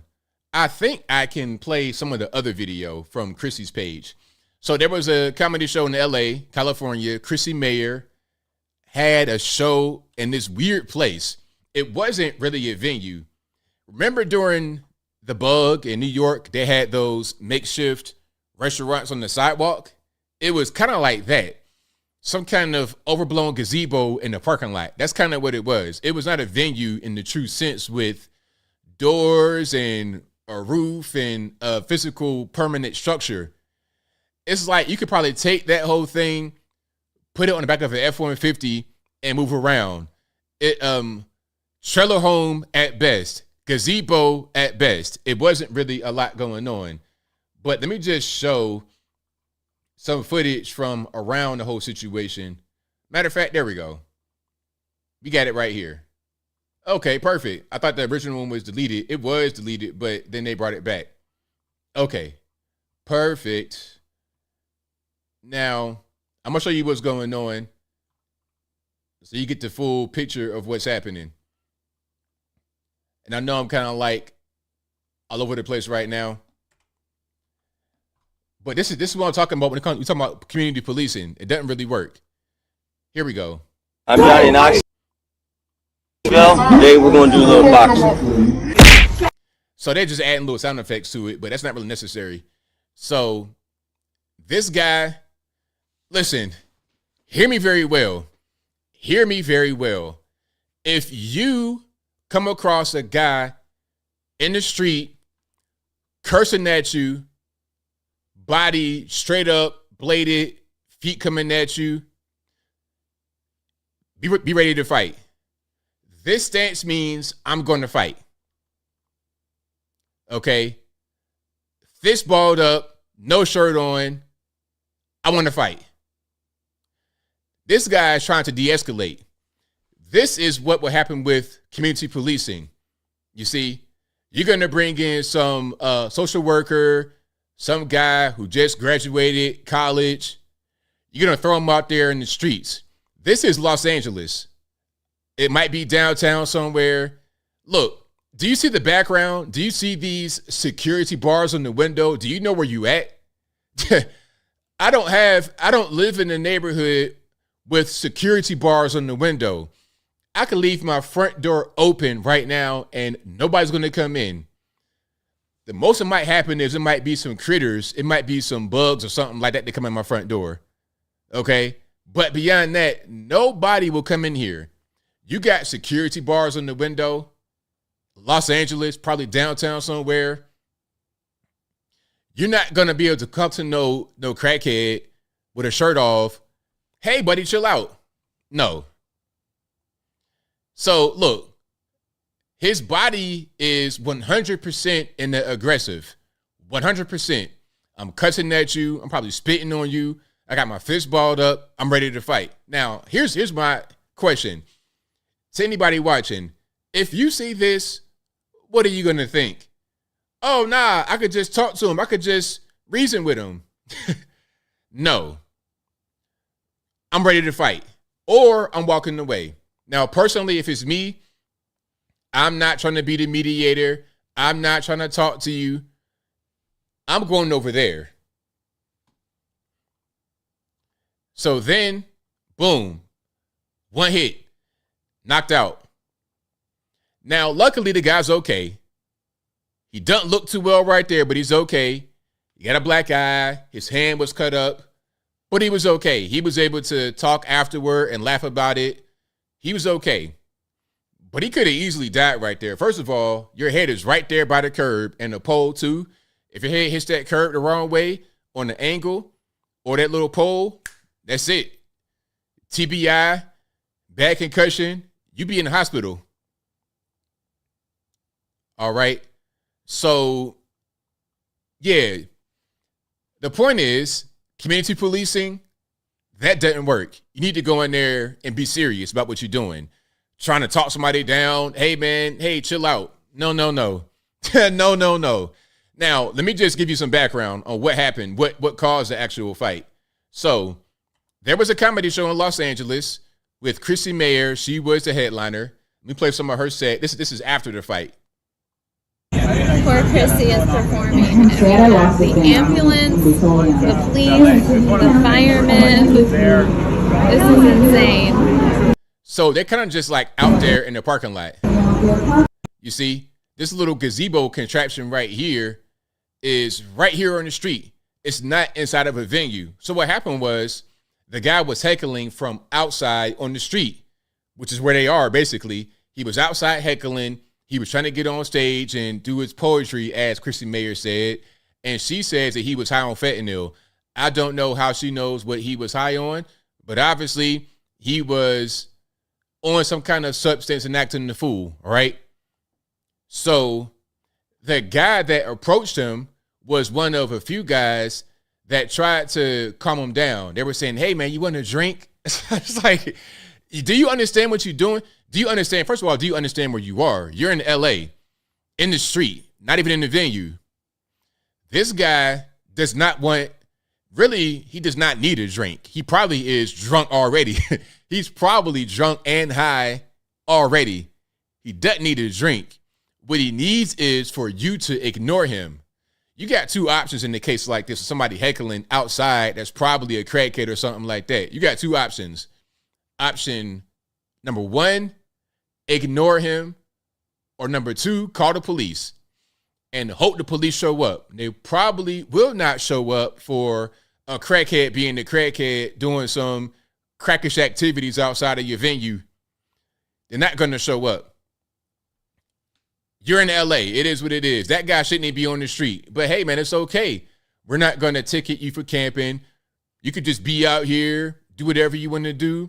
Hey, man, there's no problem with drugs, right? Drugs, let's decriminalize drugs. It doesn't hurt anybody. Yeah, until you get confronted with a crackhead and he beats you into dust. He stomp you in the wine. Or somebody on PCP and they get superhuman Incredible Hulk strength and beat you into a pulp. You see, it only affects you when it affects you. It's just like when I was a kid, right? I'm going to tell you my quick story. Then I'm going to get to Shavante Shadanathan. When I was about 14 years old, I was in a neighborhood in Virginia. It was a low-income area, but it wasn't really that bad. It'd be a shooting every now and again, the occasional shooting, but for the most part, it was quiet. It wasn't really that bad. But when they tore their projects down and they gave them vouchers to come to different parts of the city, they came to our neighborhood. our neighborhood became it was relatively quiet. The occasional shooting to an Animal House overnight. It was crazy. It was totally crazy. And a lot of the crackheads and whatnot, you may see them in the street and it may not bother you. You could just kind of walk past them. But I had to live with them for about 6 months. I lived with these people. It was a nightmare. A nightmare. Screaming all hours of the night, shooting all the time, banging on your door and leaving all hours of the night. And then my mom got a house in a different city. We're leaving the neighborhood. Black flight, right? We're leaving the neighborhood like everybody else did. And it was a delay with the closing process. So I stayed for like another month in that particular place. One more month in that place. And within the 1 month, we got delayed. I knock on the door at night, about 4 o'clock in the morning, it's the police. We open the door, and some crackheads had stolen the car and crashed it into my mom's car and left it. My mom's car totaled. Totaled. That's crackhead stuff, man. So you could say it's not really a big deal. Let them use drugs until you got to be confronted with them, until you live around them. Then you change your tune. Just like my man right here who got knocked out. Okay, you think it's all right until you got to talk to him. Moral of the story is, do not confront these crackheads unless you're ready to fight right away. Right away. And shout out to Eddie for your donation right here. Eddie says, always appreciate your channel and always speak the facts. Thank you for that, boss. Definitely appreciate you for your very kind words and your donation. This was Portsmouth, Virginia. Matter of fact, this is in Churchland. I was in deep Churchland by, what was that? The Boulevard, close to Town Point Road, out there, out that way, by Twin Pines, all that kind of stuff. If you know, you know. If you know, you know. I'm out that way. It's a super hood area. Well, it was kind of hood. Then it became really hood. Then it became less hood. But anyway, that's where it was when that happened. So here's another video of the guy. Advantage over now, do you see his body language? for women. Like they can fight. Crackish, no shirt on, with a fitted hat. Man, leave that guy alone. Leave him alone. If you approach somebody like that, be prepared to fight or at least defend yourself. Defend yourself.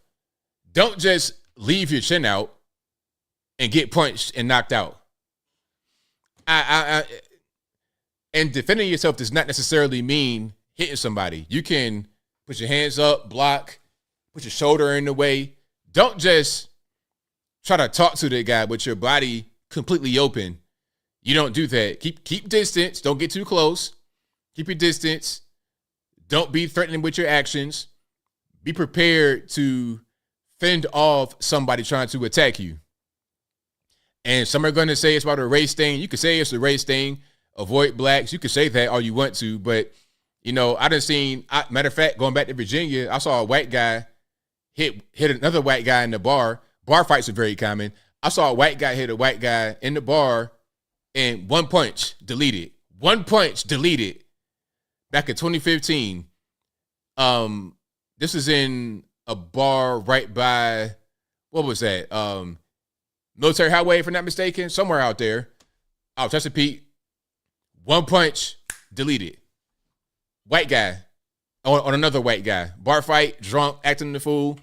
That's why if I'm in the bar environment and it's kind of grungy, people been drinking too much, I'm good. I don't care what color you are. You could be some Mexicans in there. You could be some 4-foot tall Guatemalans. You could be some 6'8" basketball playing black dudes. You could be some redneck white guys, some tech Google white guys. I don't care. You high on drugs, drinking, and things get squirrely, I'm out. I am out. I'm not trying to be some superhero. I ain't no big tough guy. I'm over there. But anyway, let's keep on rocking. Let's go back to our friend over in Minneapolis, shall we? Because that is in the same kind of ballpark. Defund the police. Let's do some de-escalation tactics. And then you get hit with the reality.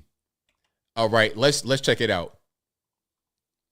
A progressive party leader says she was violently carjacked at her home right in front of her young children. Shivanthi Shathanadhan posted this image of her bloody face. She says she suffered a broken leg and cuts and bruises after 4 young men held her up at her North Minneapolis home. She is the second vice chair of the state DFL party. On Facebook, she said law enforcement needs to, quote, catch these young people who are running wild, creating chaos across our city, and hold them in custody and prosecute them. Period. Police recovered her stolen car, but no word on any arrests. Wait a minute, Miss Shivanthi. You have this happen to you. You getting beat by the carjackers, right? That's you. And you said this right here. Hold on. There's more she said. Catch these young people who are running wild, creating chaos across our city, and hold them in custody and prosecute them, period. You said that, Miss Shivanthi. But just during the George Floyd riots in 2020, you were saying something different. Wait a minute. Watch this. Again, the same person 3 years ago during George Floyd, she said this. We are going to dismantle the Minneapolis Police Department. Say it with me. Dismantle, and the claps are not really there. It should have been a clap before dismantle, but she had claps. Dismantle the Minneapolis Police Department. As allies, what can we do right now? Listen and learn from our black siblings. That's me, right? I'm the black sibling. And then amplify this message right now in this moment. MPD has systematically failed the black community. They have failed all of us. It's time to build a new infrastructure that works for all communities. If you are still disagreeing with that basic fact, I'm not sure what to tell you. I'm proud of the radical leadership and organizing of Jeremiah Bay Ellison and Felipe Cunningham. We need to support them and all the city council members and electeds who are working alongside them. Today, the Minneapolis City Council has an emergency hearing to approve a court order outlining immediate changes for MPD and a framework for systematic change. And then you can watch the hearing or on that place, or whatever. Now, they want to have this community policing, no more actual police. When this was going on, I covered it. I remember it. And Felipe Cunningham, I think that might be a trans person, because, you know, they got like some historic thing going on with the trans people in Minneapolis. Matter of fact, hold on. Yeah. And this person is not on the council anymore, but yeah, this person is transgender. Let me just throw it on the screen right quick for you guys, for your viewing pleasure.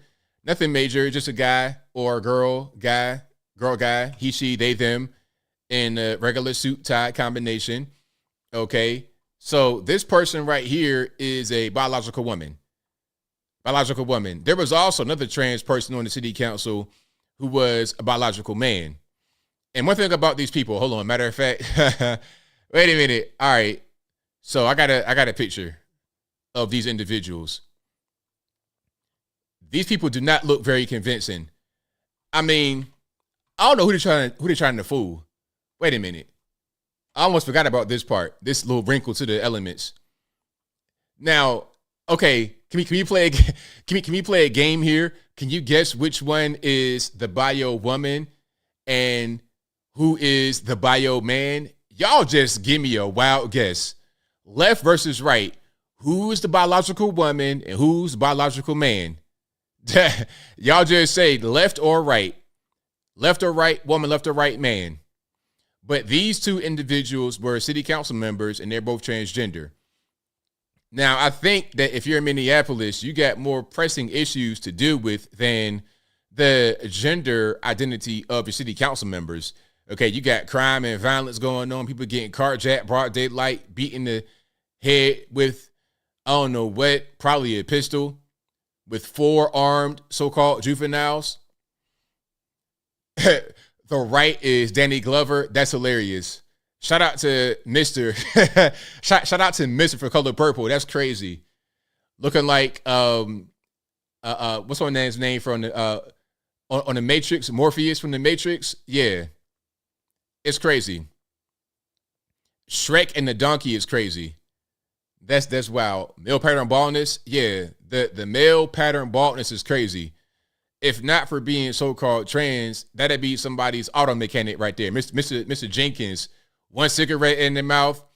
If this person was not trans, they'd be a shade tree mechanic named Mr. Jenkins, one Newport 100 in the mouth, and you bring your car to him, he will have your car going from dead, flooded, totaled, to running in 25 minutes.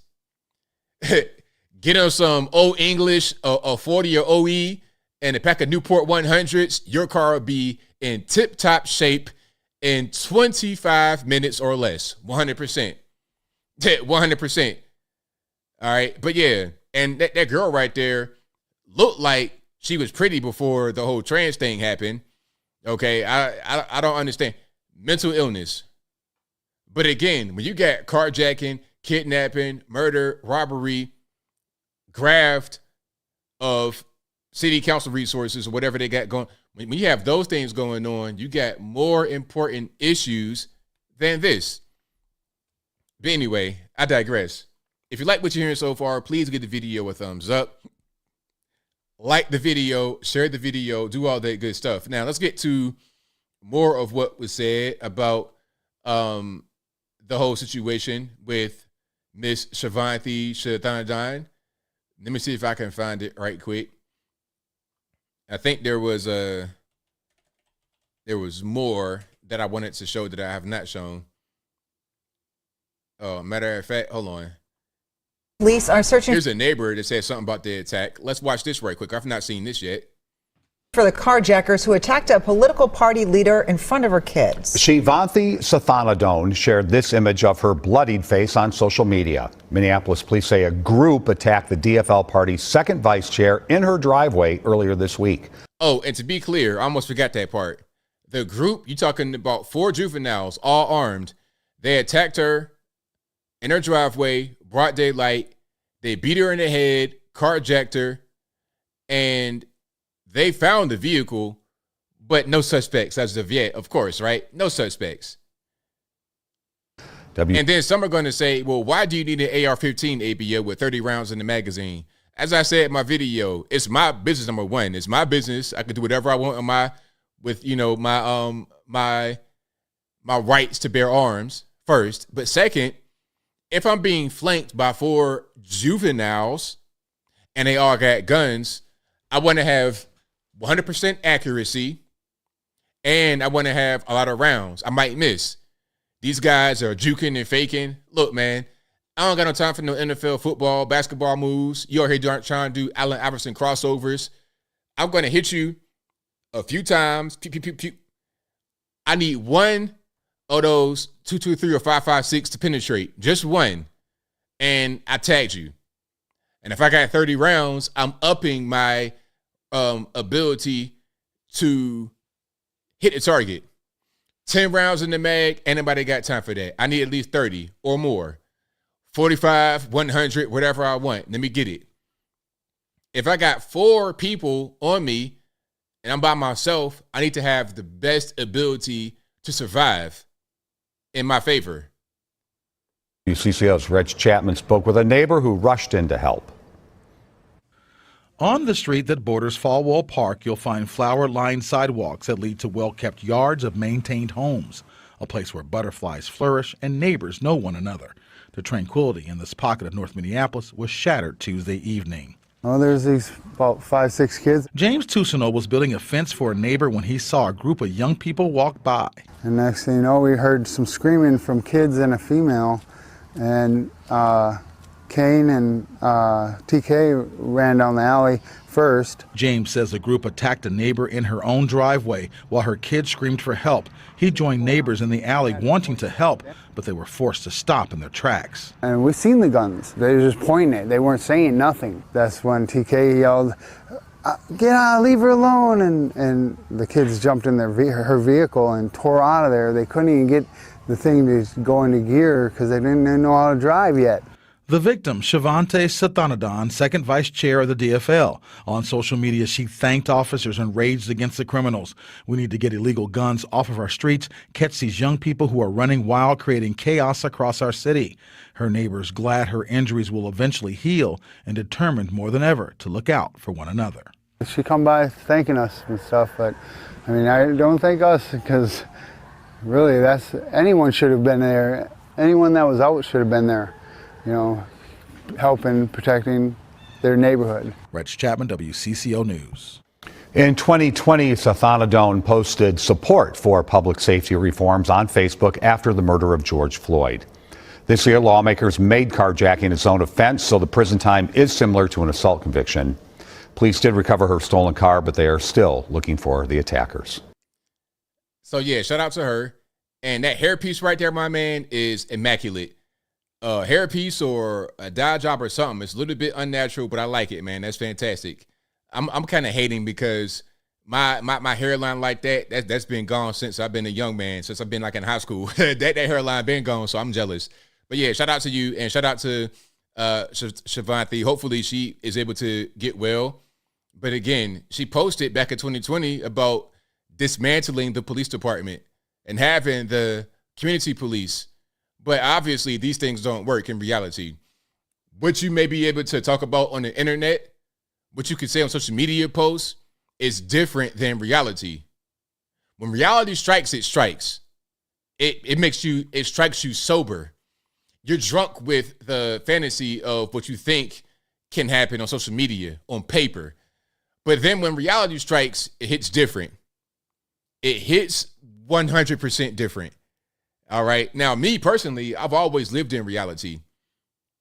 And as I got older, I got even more into reality to the point where now I'm like, the Matrix is long gone. I am shed of the Matrix. Some guys and girls walk around with the Matrix still on their back, and they kind of can't really get out of it. And everything they see and do is shaped by what they think about, what they're being told is reality in the Matrix. But I've been left that behind. Yeah, my reality is something totally different. But if you like what you're hearing so far, please give the video a thumbs up. Like the video, share the video, do all that stuff. That'll help me out tremendously. Now, did I cover the Delta dog? The Delta, look, how do you lose an entire dog? Well, I know that's kind of, it's kind of a rhetorical question. I know you lose a dog. First of all, you're in Hartsfield-Jackson. It's a big airport. And if that dog gets out of the kennel that it was in, because the woman had the dog in like one of these little small plastic kennels, the dog breaks out, runs around Hartsfield-Jackson, and boom, the dog is gone. Now, let's go ahead and play that right quick. Back here now, and imagine this. You're traveling internationally with your dog and you get separated, and then the airline responsible for your pet says that they don't know where it is and they stop responding to your calls. I would be furious. So that's what one woman is actually going through right now after flying from the Dominican Republic to Atlanta. Atlanta News First Madeline Montgomery is live now at Hartsfield-Jackson Atlanta International Airport. Sad situation, scary situation too, right? Now, first of all, this airport is like my home airport. Whenever I fly from here. I love the airport personally. Some say it's too big, it's too difficult. But once you be there once you go there and you go there a lot, it's pretty simple. Just go to the check-in, go to the checkpoint, check in, TSA, you be in and out, depending on the time of the day you go there. If you go in the morning, there's going to be a lot of people. If you go afternoon, like 10 o'clock, 11 o'clock, or close to afternoon, just don't go at 8 a.m. or something crazy like that. If you go by 11 o'clock, you'll be just fine. In and out, go to the little, the plane train, go to your concourse, and that's it. It's easy. I mean, this is just a nightmare for any pet owner, especially anyone who has traveled with their pet, especially because this woman actually had to return to the Dominican Republic. So she's not even here to be able to go over to the Delta counter, ask them what they're doing, or come and physically search the airport. And she says that she's just really not getting the response that she wants from Delta Airlines. Now, here's what happened. So the woman is Dominican, and she was going from DR to San Francisco. There was a stop in Atlanta, And then they told her, hey, you don't have your credentials in order. Your visa or your passport, something's wrong. So what they were going to do was have her in a detention center for a day and send her back to DR. And the plan was for her to go to the detention center, for the dog to not be with her in the center and to stay in the airport. She would come back after being in the detention center for the night or whatever to retrieve the dog and go back to DR. When she goes back to the airport from the center, the dog is gone. Where's my dog? Oh, we lost it. I rescued her from the streets, and I've had her since she's been like 1 month old. Forget man's best friend. Maya is Paula Rodriguez's baby. That's why she decided to take her on the long journey from Santo Domingo in the Dominican Republic to San Francisco, California. But there was more than minor turbulence in Paula's plans when she went through customs in Atlanta. They told me like very kindly, like, we're so sorry, but you don't meet like the requirements to enter to the U.S. You've been denied like the entry, and you need to be sent back home to Santo Domingo. They told me like you're gonna have to sleep in a detention center, and your dog can't come with you. The next morning, last Saturday, Paula was ready to board her flight, but her precious cargo Maya was not there, and the airline she flew with, Delta, did not have answers. I was like, I'm sorry, like I can't get in this plane because I don't know where my dog is. I was crying. I was having panic attacks on the plane. I had to get on the plane because like the U.S. border control, they told me like, hey, like we can't have you here by law in this airport for more than 24 hours. When Paula got back to the DR, Delta still didn't have an update on where Maya was. I started making calls. I started making claims. Nobody knew where she was. Paula finally heard back yesterday from a Delta representative in the Dominican. He tells me like, hey, like your dog she broke up her kennel and she has been missing since Saturday. After that, I haven't got any type of response of Delta. Delta has not called me once or emailed me or anything about the whereabouts of my dog. Paula's turning to the power of social media to get help from abroad to help find her hija. She's been missing for more than 72 hours in the biggest airport in the United States. Without food, without water, she must be scared. I just got off the phone with Delta Airlines representatives, and they tell me that they are looking on each shift for this dog. They say that this is a priority for them, and they say they are working on getting in touch with Paula. And I also spoke with folks from here, Hartsfield-Jackson Atlanta International Airport, and they say they have crews as well who are on the lookout for this dog. They say that they have not run into Maya yet out in the airfield. For now, I'll tell you what. Now, here's my opinion about what happened to the dog. I think an employee stole the dog, or if the dog escaped out of the kennel and just went into the general area, the general airport, someone else saw the dog and took it. That's probably what happened. I don't think the dog made it all the way out to the exit because that's kind of a complicated process. You're not going to go all the way to the exit of the airport and get out of all these double doors and security. What happened was someone stole the dog in the airport and the dog was gone. That's what happened. The dog did not just magically go through the complicated process of, I mean, if you are going to Hartsfield-Jackson for the first time, it might be kind of confusing. If you go into the front entrance of the airport, like you going into domestic, you going into the front air, or even international, you go into the front entrance of the airport, it's kind of confusing. You're seeing, at least for domestic, you go into the airport, you're seeing like the different airlines. You might see baggage claims. You're seeing escalators and stairs. You're kind of confused about where to go. You don't know where to go, really. You got to kind of figure out, I got to go forward here, past these restaurants, and then go to the security checkpoints. And the security checkpoint is a maze. So to get through all of that as a dog, no. You got kidnapped. You got dog-napped. Unfortunately, that's what happened. So if the dog had a chip on the collar, you can find a dog that way. But beyond that dog gone.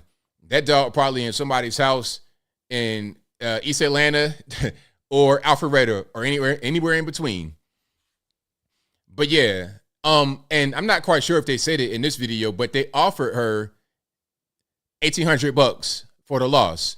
$1,800. Now, how would you guys feel if your dog was literally stolen from the airport and nobody's saying that it got stolen, but it's probably stolen from the airport or was just lost, and they said, hey, for your pain and suffering, $1,800. Now, Delta said that it's not compensation, but they're going to offer her the money anyway. Now, they're saying the dog is the equivalent to luggage, and the max fee for lost luggage is $3,800. Now, my thing would be give her the full amount of money, because how you really going to determine, how you really going to appraise a dog? It's priceless at the end of it. It's part of the family. So give her the full $3,800, or better yet, figure out who stole the dog, which they probably can't do.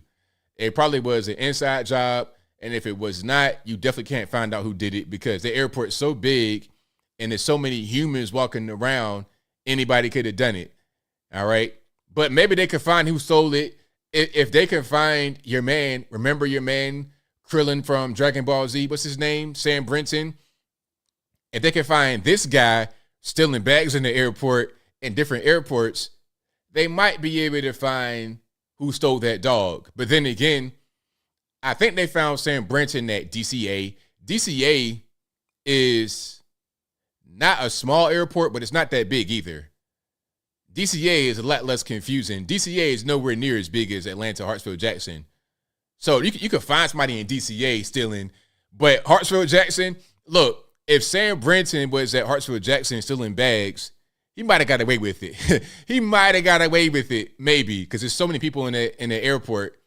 But I think Sam Brenton was targeting bags specifically because he had on like special jewelry and outfits and whatnot. He stole the African lady's bag and was wearing her stuff. This guy was so crazy and bold. He stole the bag and wore the woman's clothing in the bag on red carpet events. He's getting photographed by Getty Images with stolen women's clothing on. How crazy are you to be a government official in the federal government working for the Biden administration, stealing women's bags from the airport? Like that's some kind of different thing you got. You got some kind of other stuff going on with you. You can't just go buy clothes or even steal. You can't even steal from a regular retail store. You're going to steal a bag from the airport? Like, do you know what's in that bag? Or you just getting random loot? And if you get a good one, it's like you hit it big. Anyway, I digress. If you like what you're hearing so far, please give the video a thumbs up. Like the video, share the video, do all that good stuff. That'll help me out tremendously. Okie dokie. I almost forgot about Liberty Safe quickly. Now, Liberty Safe, you guys know about them. This is a gun safe company. And during the raid of someone's home that was involved with January 6th in Arkansas, the federales called Liberty Safe and they said, hey, give us the code to this person's safe. And they said, okay, cool, no problem. Apparently there was no subpoena. Now, check it out. They're trying to kind of fix it now, but it's kind of too late. Hold on, let me see if I can find something right now. Man named Nathan. I'm gonna play this short video right quick. I've not seen this guy before, but let's see if he's able to sum it up pretty quick for us. Okay, or not. I was trying to do that, but or not. Let me try that one more time. Hey, y'all over here at the No, anyway. There we go.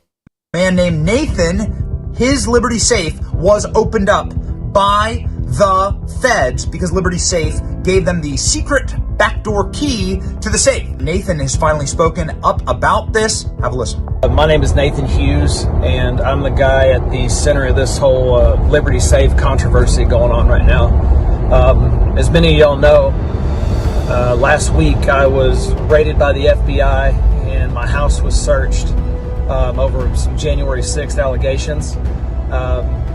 I guess the FBI called Liberty Safes, and Liberty Safes gave them a master code to get into my gun safe.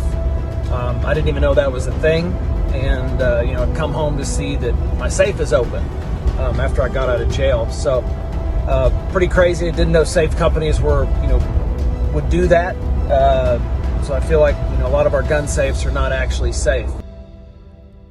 That's totally crazy. Totally crazy. I mean, and then check it out. The main thing here is there was apparently no subpoena. So the federales just called Liberty Safe and they folded. Now, can we give a shout out to Tim Apple, to Tim Cook? Remember some years ago, I covered the story on the channel. Some years ago, there was some kind of murder investigation and the federales were trying to get access into the iPhone. They were trying to get a backdoor past encryption. But Apple said, no, we're not going to do that, because if you are able to have that back door, that defeats the point of encryption. Our customers' data is encrypted. It's going to be safe. You guys cannot have that backdoor access to the iPhone. They stood up to the federal government. They said, no, we're not going to do it. Now, this is going to be one of your more liberal companies, super woke, all that kind of stuff. I don't think about Apple as defenders of liberty and freedom of speech and things of that nature. Maybe they are, they are, obviously, but when you think Apple, you don't think that, right? Now, I criticize Apple because of their anti-consumer practices, the walled garden. I, don't like that. But as far as privacy, protecting your right to privacy, they're right on it. Now, Liberty Safe, on the other hand, a safe company for your guns, said, nope, you can have it. It's whatever you want. They folded immediately. Now, they've come back and tried to clean it up, talking about, well, we keep master codes for people who may not be able to get into the safe for whatever the reason may be, or there's that and the third. And they provided you a link. There's a link they put out on the internet. And if you have a Liberty Safe, you can go to the link and have your master code wiped from their database. So the code cannot be given even if there's a subpoena. But in the case of my man, Nathan Hughes, with the January 6th raid, there was no subpoena. They just gave it up. So I'm not sure. I think the damage has been done on that one. The damage has been done. I would not trust them at all. So a lot of you guys may have a Liberty Safe. If you have one, let me know in the comments. Let me see if I can pull it up right quick so you guys see how it looks. So you can see what's going on. All right. So here we go. Here's a good picture of it. All right. So these are pretty nice looking safes. But again, they gave the code to the federales with no subpoena, allegedly. So I don't like that at all. And again, Apple had the same request from the feds, and they say you can shove it. No, sir, we're not going to do it. We are not going to give up our customers' privacy. We promised them encryption, and we're going to deliver encryption. There won't be any backdoor access. So shout out to Apple. And that's an L for Liberty Safes, no pun intended. But if you like what you're hearing so far, please give the video a thumbs up. Shout out to Jake. Jake says, I lost my safe in the boating accident. Me too, Jake. Me too. I had one of these big 1 million pound Liberty Safes, and I took it out to the boat, and the boat sank with the weight of the safe. So if you go to the bottom of the river, there's all kind of guns, all kind of other little goodies down there. There's also a giant Liberty Safe, bottom of the river. So that's what happened. That's my story. I'm gonna stick to it. All right, but let's go to some super chats here. Then we're going to get to the calls. The number to call 434-658-1220. Again, 434-658-1220. Shout out to Michael Critchlow, who says, "Did you hear about the story about the teenager who died from the one chip challenge? I tried it back in 2019 and couldn't understand how a company could legally make a chip that hot. Was it that bad? I can't even really imagine how hot the chip could be. And you know what? I don't want to even try it. So if anybody enjoys that hot chip, then that's fine on them. F Ranger Xbox says, still waiting for the OF. Now, I ain't gonna be able to do it. Shout out to Papa Naya Shelu, who says, if Adams isn't a bigot, a xenophobe, and a white supremacist for not blindly supporting illegal taking over NYC, then I can't tell. Exactly. Shout out to you for that. I appreciate you. Thank you to John Medeski, who says, we've let in 6.5 million since Biden a few months ago. That's crazy. So if we've let in 6.5 million of these people, 110,000 in New York City ain't nothing, all right? That ain't nothing. Shout out to Per Pill, who says, I'm super chatting Tim next episode to have you on. Thank you, man. I appreciate you. That's what we need. We need that proaction. Thank you to Planet Fatness, who says, changing the Constitution is slippery slope. Don't. Exactly. Let's not. Let's because if you change that for that, then what else? That's Trojan horse right there at best. F Ranger Xbox says, British accent for Ivan ABL, honor Brittany. Rebel Without a Reason says, New Mexico governor outlaws open and concealed carry under emergency orders after an 11-year-old was shot. That's crazy. I'm going to do a video on that and look more into it. Thank you for your super chat. Thank you to Ginger Romas, who says, thank you for bringing us news we can trust. Thank you for being here. Definitely appreciate you.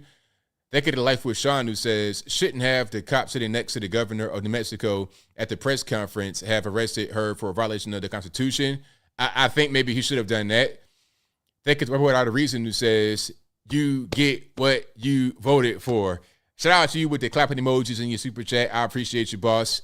Thank you to Handmade, who says, ABL just emailed you a link to my commissioner's speech this week about our nation and elections. Love to see your reaction live on the show. Thank you for that. I appreciate you. Thank you, Rebel Out of Reason, who says, did you hear about the Enrique Tarrio jailhouse phone call? He said the Fed tried to get him to lie about Trump video on my channel. Wow. I did not hear about that. Thank you to TriEdge716, who says, flight MH370 was less of a mystery. Exactly. Rebel Without a Reason says, if you try to change your code, you and your locksmith must contact Liberty or you void your warranty. Wow. That's crazy. So they are kind of like disincentivizing you from changing it, right? That's crazy. Thank you to Monique Price for the Keeping It Working Out emojis. And thank you to TriEdge716, who says, ABL, armament voting loss. Right on. Thank you to Per Pill, who says, thank you for the awesome show Saturday night. Thank you for being here. Could not do this show without you. All right. Did I get everybody? I think I did. I'm missing one. I'm missing some, I think. Let me just refresh my situation right quick. Yeah. But I probably got everybody. Okie dokie. I think we're good. Let me just double check right quick. And if you like what you're hearing so far, please give the video a thumbs up. Like the video, share the video, do all that good stuff. That'll help me out tremendously. All righty, let me just make sure I'm good here. All right. And thank you. Yeah, I got everybody. And shout out to Eddie, who says, always appreciate your channel and always speak the facts. I appreciate you. You guys are amazing. And all right, that's all of them right there. Okay, we good. I know I had some people I didn't check. All right. Time for the calls. Number to call is 434-658-1220. Again, 434-658-1220. There's also an email for Skype. That'll be in the description box below. You could be right here in the bottom left-hand corner of the screen talking about whatever's going on. Okay, Windows acting the fool today for some reason. Come on. Ain't nobody got time for that. Let's go ahead and do it like this. There we go. Okay. You know, Skype normally has its issues, but today it was Windows OS having the issues. All right. And I think we are on and ready to roll. Again, the number to call, 434-658-1220. All right, man. What's going on? Hello, ABL. Can you hear me? Oh, yeah, sorry, I can hear you, mate. Yeah, it's Danny. How you doing? It's all good, man. What's going on? Yeah, great, mate. Great. Thanks for taking my call. No problem. Yeah, so Eric Adams, man. Wow, he's flipped-flopped real quick, isn't he? Hey, sure did, because, you know, he started to actually get some problems from the migrants. It's easy to say that he wants the migrants to come into the country until they come to New York City. Now it's a problem. Yeah, it's like, we was a sanctuary city, come here a sanctuary city, and then now he's like, build the wall, build the wall. Exactly. 100%. Yeah, it's just again, but these people vote for it, and as you said before, be careful what you wish for, because you just might get it, man. And then all of a sudden it's a problem, and everyone's moaning and crying, and I'm surprised no one in the audience called him a racist or a bigot or whatnot. I mean, that was quite surprising. Yeah, I mean, that was pretty funny how nobody said anything. They just kind of let him talk. There was no protest or anything like that. Yeah, but it's good though. I mean, I am a little bit shocked though that he is coming out with it though, and because clearly, I don't know. I mean, the people who obviously voted for him and they obviously want this, right? Or don't they? I mean, it's kind of interesting to see him now coming out with basically conservative talking points, right?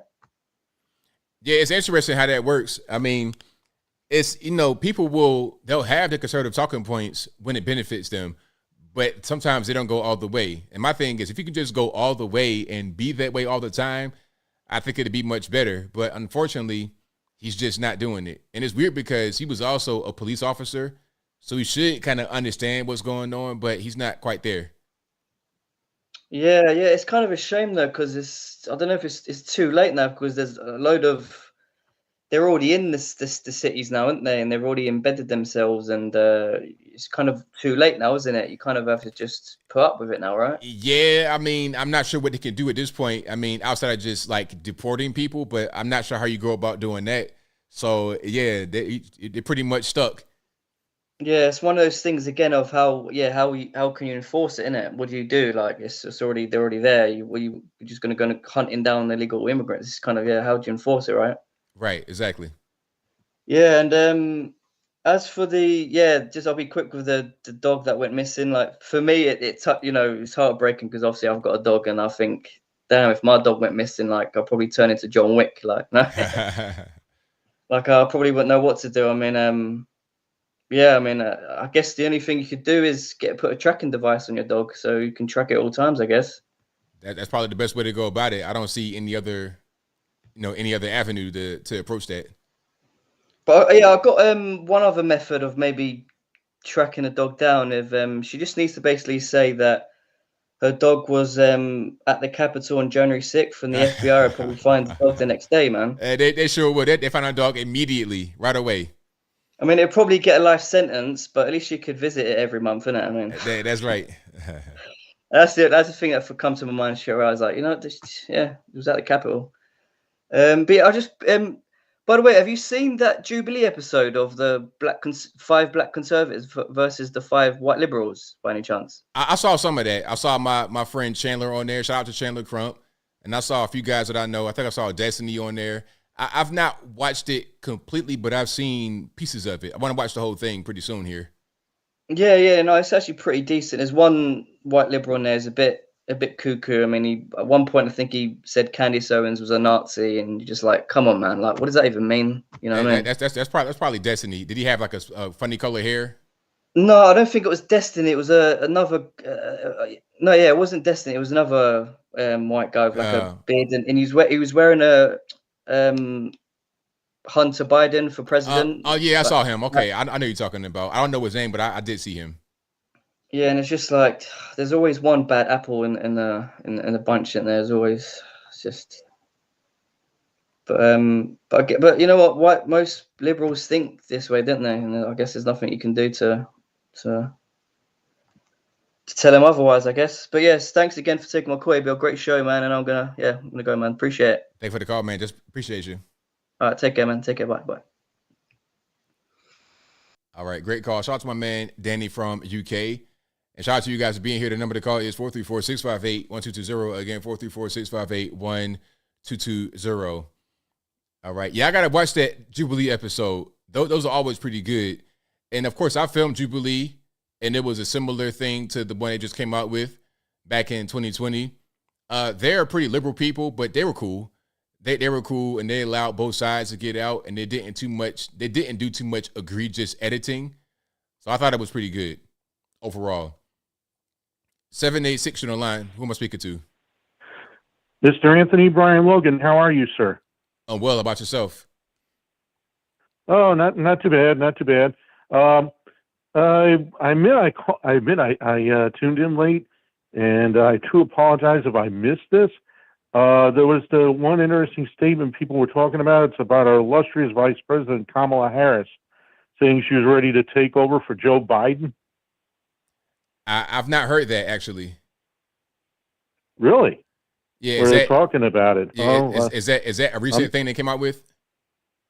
Yeah, just a few days ago.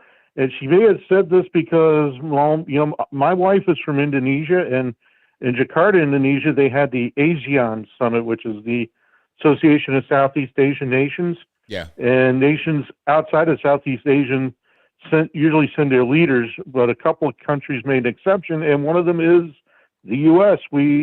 Kamala Harris went there instead of Joe Biden.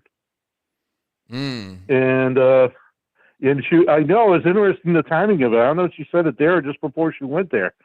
But you know, we were following it, and I have to say, I don't know which was more embarrassing in Indonesia, Joe Biden when he was in Bali last year, and I called and described some of the events that were happening, including you later on played the photo that I brought up the attention about where Biden fell going up a flight of stairs in Bali, and the president of Indonesia had to catch him. Yeah, that was pretty embarrassing. Yeah, but this time with Kamala Harris, I mean, we looked at the one day when she was meeting with President Widodo of Indonesia, and you know, the opening statement, she had like 90% of the time she kept looking down, reading the statement. You know, she wasn't looking, making eye contact, talking. English is her first language. However, with the greeting at ASEAN, the president of Indonesia did speak in English, but half the time he was able to look up. Kamala Harris, she spent almost 100% of the time looking down, reading her statement. Right. And social media in Indonesia, which my wife is connected to, said there were complaints about the whole time she's talking with him in person, she kept tossing her hair around. But at the same time, later on, she did thank him because they had a big gala, which my wife certainly tuned into for the music, and and afterwards she did thank him for it. It's like with the gala and with the performance and all, she was certainly the only positive thing I heard, which is understandable. And I think that's why she didn't go to the border. Only spent an hour in El Paso when she was supposed to go to the border. No one put up a big gala dinner with a show for her there. If they did, maybe she would have showed up. Right on. I'm with you. It's like that's okay. It's almost like she only went there for the gala dinner. I don't know. But that's the thing that gets me. And afterward, I got to say, I don't know, which is more disturbing, having an 80-year-old man who looks like he has dementia representing us there, or having some verbal salad shooter who is only there for the entertainment and the food. That's and right. Nothing else. Yeah, it's like, come on, what are we doing? Yeah, I know. If you're gonna be a world I think leader, foreign policy wise, we got a big dilemma either way. Absolutely.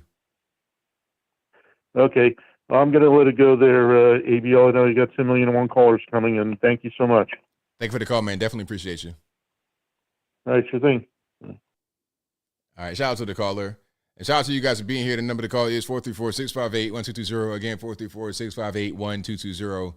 All right, let's keep on rocking and rolling. 860, you the line. Who am I speaking to? Hey, Bill, Stephanie Ranger Xbox. How you doing, brother? It's all good, man. What's going on? I just want to keep this short and sweet. Great show.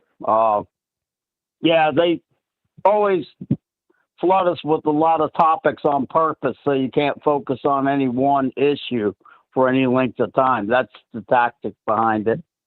That's the reasoning. But Kamala Harris, back in the Hoochie Mama years, she was hanging off Montel Williams when he had a talk show on TV. Yeah, I remember that. You can search. Oh yeah, okay. I was gonna say you can search that on the internet. But I want to say something to the people out there about the United States Constitution. Our rights are not granted to us by the government. They are granted to us by our Creator, whether it is a God or the great rubber ducky. Whoever you believe your Creator is, that's who granted you your rights. The Constitution limits the government, and every single government official swears an oath to uphold and defend the Constitution. And when they don't, that's called treason against the Constitution. That's what makes us a republic, rule of law. The FBI, the CIA, our Senate, the Congress, that governor out in Arizona, they're not following the Constitution. They are in open treason. And they're doing this to see how long they can get away with it. The cure is going to be military tribunals, and I'll leave it at that because we all know what the punishment is for treason. Now, student loans.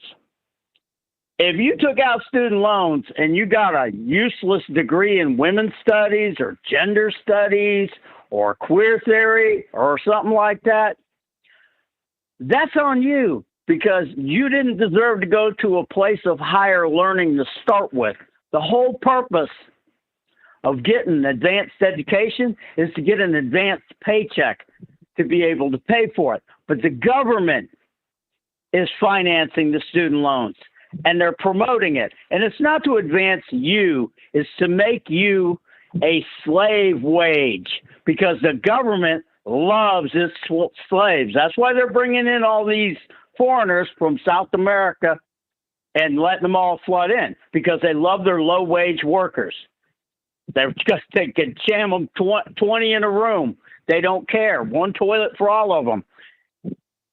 I've talked about this before. These people are coming from Honduras, Nicaragua, San Salvador. These are the Mayans. I've said it before. And the one thing I wanted to close on, other than that woman committing treason, I'm just going to leave it at that, brother. God bless you. God bless America. Our country's in serious trouble. I mean, my prediction is they're going to use the War Powers Act, start a shooting war with Russia through a false flag here on American soil. That's my prediction. That's the last thing I wanted to say. And I'm pretty sure so far in the past 2.5, 3 years that I've been calling in, I'm batting 1,000. I hate to see it. I don't want a war. We don't need any wars. We need to get out of wars. We need peace and prosperity for all. But that's all I got, brother. Love the show. And don't forget the British accent for Ivan. I'd be dying laughing. God bless, ABL. Thanks for the call, man. Definitely Take appreciate care. you. All right. Shout out to my man for the call. And shout out to you guys for being here. Let's keep on rocking and rolling. Let's go to. Alrighty. Let's go. Who am I speaking to? 757? Hey, ABL, how you doing? I'm well. How about yourself? I'm doing all right. I was just calling about the whole Liberty Safe controversy and everything going on with that. What I think is going on is I think people are like, oh, I didn't know that was a thing, and how long has that been a thing? I feel like Liberty Safe and a bunch of these companies that we don't even know of right now, that is, have been plotting and doing this for years so they can bait in people to buy their safes, get those guns. They'll make a list because they're saying, oh, they're not keeping track of who got the guns and everything else, but we know they do. So what they're doing is they're making a nice list, and they're like, okay, this guy is a Liberty Safe. He's got X amount of guns. Oh, we got something we can put on him, say January 6th, for example, it just happened, or whatever down the road. So then they can be like, all right, let's go get this guy's guns because we already have the code. So I feel like it's not just Liberty Safe, it's a bunch of other companies. And I kind of disagree with your comment about Apple, them coming out and saying that they did not give the government the codes. I'm sorry, I don't trust Apple the flip. I feel like they are just playing politics and playing their customers there and saying, hey, we are fighting the government for you. We want your privacy. You are important to us. But in reality, they're working with the government because ever since Bush gave the Patriot Act, all your text messages, all your phone calls, your emails, everything is tracked by Uncle Sam. And you know what? You don't got privacy. That's the sad thing. Is that Apple or is that your is that Apple or is that your phone company? I'm saying everybody. Under the Patriot Act with Bush, I think Apple, Samsung, Android, you name it, whatever you got. I think Uncle Sam, they have all of your data. They have everything. They have your keystrokes, what you're buying, what you're selling, who you're texting. It's ridiculous. You look about all these shooting incidences that have happened over the years, and they'll be like, they'll look back in time and be like, oh, he had a Facebook post about how he was going to shoot up a school or whatever. And it's like, the government, they already know what's going on if they haven't already planted these people. So Apple saying that they are not giving out your data, I'm sorry, don't believe that. So if you have something that you truly don't want someone to know, you got to do the old-fashioned way and write it on pen and paper. Right on. But and there's one more thing. I've been talking for a minute, but the whole governor in New Mexico with her downright tyrannical move by saying you can't have your guns, no concealed carry, no open carry. You know what that tells me?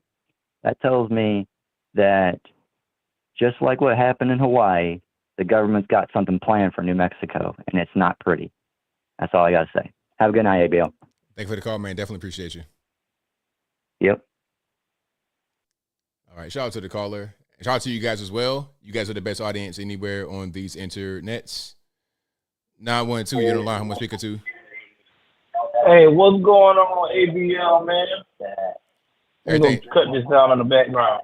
All right. It's your boy, Joel Davis Media Network. How you doing, brother? Everything's all right, man. How about yourself?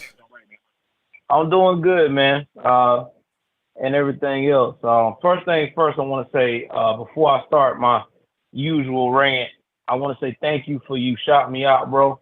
It's been helping my channel. So hopefully if I ever get into the position of popularity, brother, I'm definitely going to make sure your name get rained all across the world. Well, I appreciate it. I really appreciate you, ABL, man.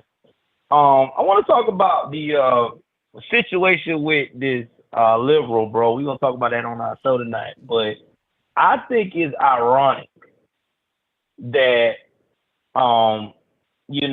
they were a part of the Summer of Love. Every time you turn around, they were like, defund the police. The police is bad. The police ain't doing nothing for us as the people. But yet, when you get attacked by the same people that you said that was a product of their environment and need a second chance, now your tune done switched up. Mm-hmm. And I don't feel sorry for the lady. I'm just going to be 100 about it, ABL. You reap what you sow. This woman has probably been responsible for a lot of families having grief because of this whole defund the police and letting them out right quick, having all these crisis negotiators that don't know nothing about policing, don't know nothing about upholding the law. So it is what it is. You cannot go out here and say one thing and turn around and say, rules are for thee, but not for me. No, it don't work that way. You should embrace your attack because you went out here and promoted this mess for 2.5 years. Okay? And now you get bloodied up and almost lose your life. And now all of a sudden you done been red pilled, man, please.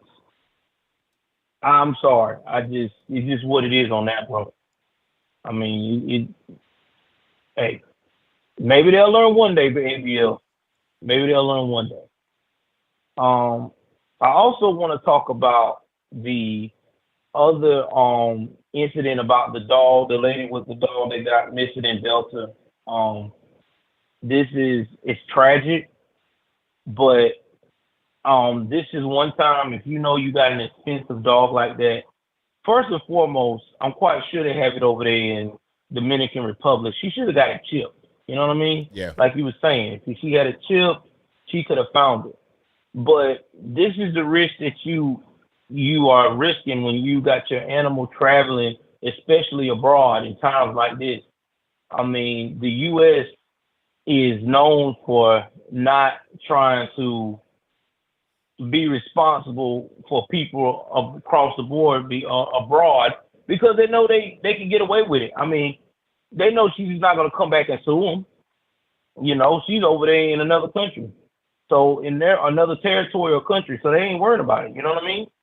So that's just $1,800 that she lost. I mean, I hate it for her, but that should be a lesson learned. You cannot trust these wazoos with precious cargo like that.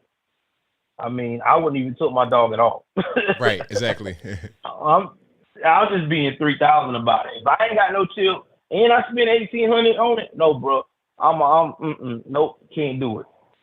And the last thing I want to talk about is Danny Masterson. Now, I know it may be a little controversial when I'm saying ABL, but this is just my personal opinion. I don't want no one to take it the wrong way because I feel like that every woman or man that ever been violated in life, if you really been going through that and stuff like that, yes, you should have a voice. You should be believed upon. You should get justice. But my issue is with this justice thing that's going on is that these people are waiting 15 and 20 years later to come after these folks. Follow what I'm saying, ABL. By that time, DNA done got destroyed. Now we're going by hearsay. And not to mention, why don't sue the man? That's what everybody else used to do. Why not sue this man? You know, settle out of court, whatever. Why put this man to where he's now got to do 30 years in prison that has children, a wife, and everything like that for something that happened 20 years ago that no one has no kind of DNA evidence or nothing. We're going by testimony and hearsay. I mean, am I wrong to be feeling that way, ABL? No, you're making a lot of sense.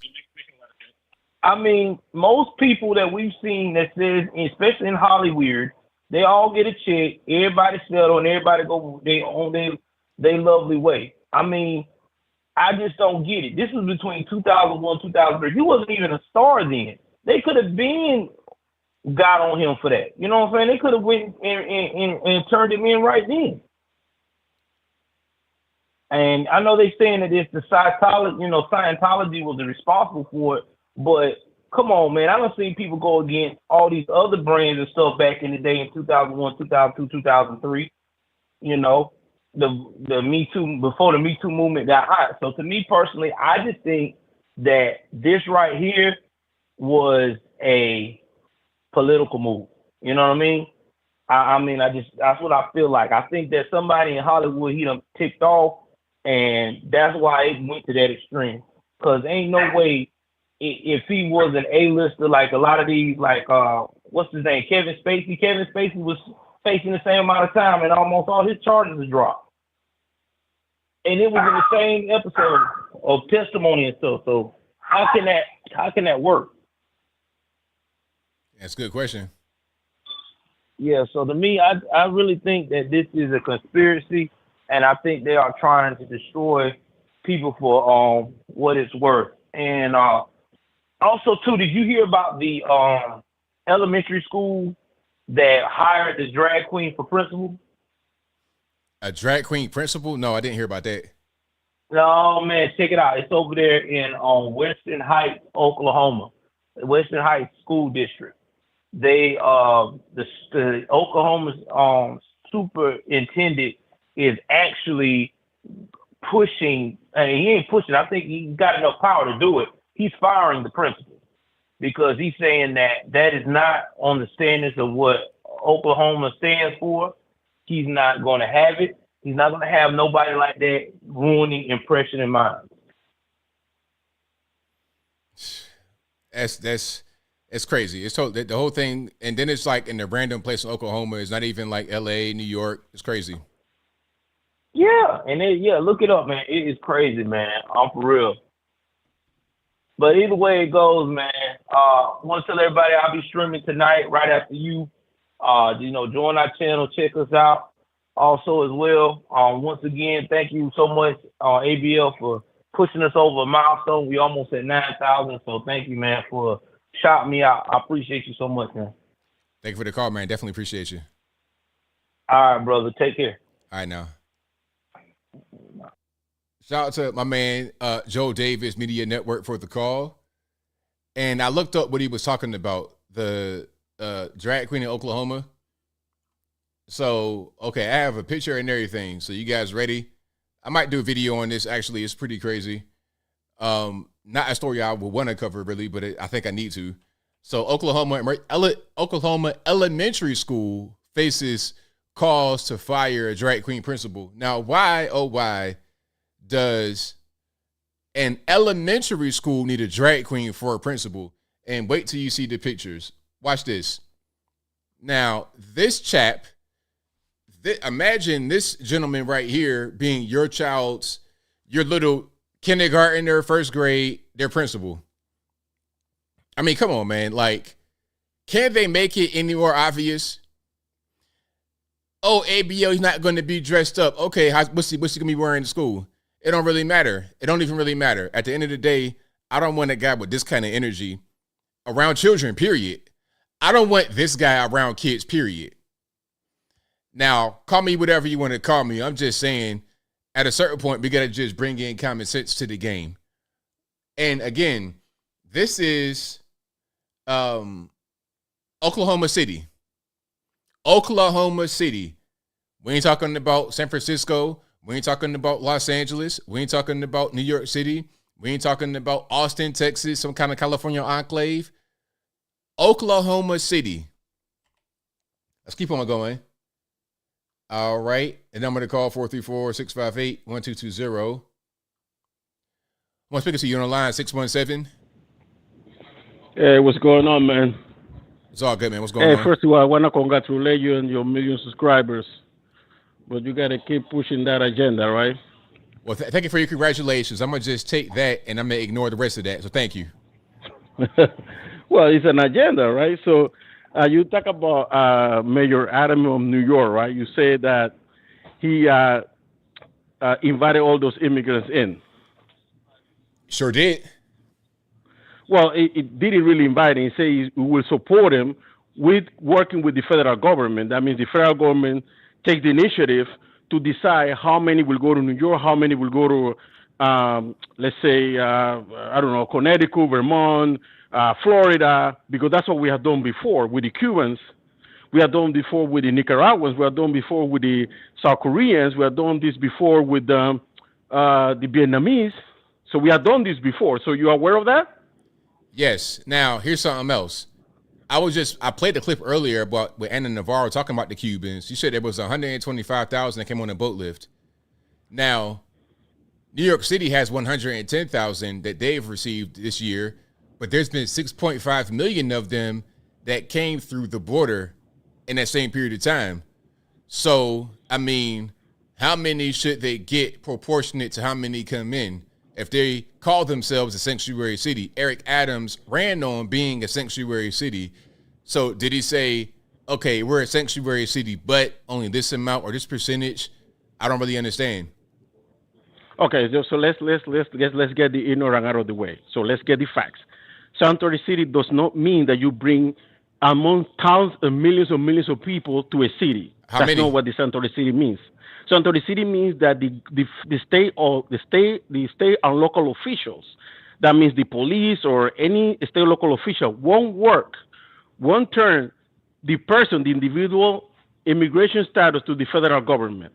In case if it's a witness or we commit a minor crime. That means a minor offense. That means it's not a felony, a misdemeanor. And depends what kind of misdemeanor. And that wasn't Adam who signed the executive order that to be Santa City. Actually, it was Mayor Eric Adams in 1989 because he was afraid that too many asylum seekers, they were afraid to report crimes in New York because there was a lot of crimes in the South Bronx. So let's get out of the way. So that doesn't mean, Santa City doesn't mean that the city is open to a lot of immigrants or asylum seekers. That's just not true. Why not? Because if that's the case, let me explain. If that's the case, if that's the case, then why Miami-Dade County have over 2 million Cubans living there, but it's not a sanctuary city? So explain that to me. Well, are they legal citizens? I don't understand. Well, they came the same process as the people coming here, the asylum seekers. They came in those boats requesting asylum as refugees, the same way that the people from Venezuela and Nicaragua are coming now through the border. First, you need to know what is the policy passed by Congress. So you're telling me all the Cubans in Miami, all 2 million Cubans in Miami, came as asylum seekers and nobody came? No, I didn't. I'm not saying that. I'm not saying that all of them did. So it's excuse me, sir. My question to you was, are they citizens? That's the first question. So are they citizens? I can't identify, but I know. So look, if you don't know, then don't even bring it up. Move on. Let me explain what I know. Let me explain you what I know. Let me tell you the facts.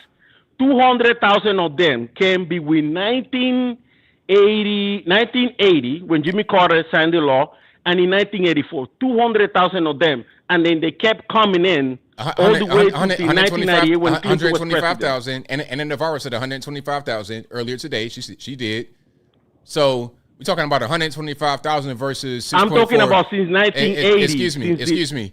We're talking about 125,000 in 1 year versus 6.4 million in 1 year. So the Cuban thing, I'm not sure where we're going. But this is my question is, they are no sanctuary city do not mean what you're saying. So you need to get your facts straight. So what is it? So if migrants who are quote unquote asylum seekers go to New York, why shouldn't they be there if they're a sanctuary city? I don't excuse me, sir. You said the law was created because asylum seekers in the city were afraid to commit crime. So it's an asylum for. Excuse me, sir. They were scared to report crime, right? So if the law was created for asylum seekers, then why wouldn't asylum seekers go to a place that calls itself a sanctuary city? Why not? Let me explain to you. You see, I know you got to push your agenda for your show. I'm asking the question. Look, answer the question. Okay, so let me allow to respond, please. First of all, that's not what it means. Doesn't mean that you keep sending people without approval of the government. Do you know the governor of Texas is committing a crime by violating I can't remember the word right now, but violating the laws of the federal laws. What laws? What governor? Hold on, excuse me, sir. Because the governor has no authority to sending people to another state. Excuse me, sir. What law did he violate? I can't remember right now. Okay. I can't remember right now. So if you don't know, then why bring it up? But if you don't know, then why bring it up? You cannot violate federal law. If you state or local government. Sir, excuse me. Excuse me. I asked you what the law was, and you don't know, so you shouldn't talk about it if you don't know. I know. I just don't remember at this point. Okay. I just don't remember. I know the law. Okay. I mean, look, I come with facts. Okay. I just come with facts. I don't come with opinions and illusions. Okay, cool. I come with facts. But I asked you the law, you don't know. I got it. I know the law. I know. I just don't remember at this. So tell me the law. If you don't, let's move on. Let's move on. Can't say it, but the bottom line is the state or local government have no authority over the federal government. Asylum seekers is a federal matter, and the state or local officials have no authority over that. So I mean, what does that mean? They can't send them somewhere else? You violated the law. So what law? Authority. But what law is being violated? So if the migrants, federal law. Excuse me, if the migrants are flooding into Texas, I mean, is it incumbent upon him to keep them in Texas? I don't understand. I don't get it. Well, that's what I'm saying. That's why you work in partnership with the federal government. Why has no reached out the federal government?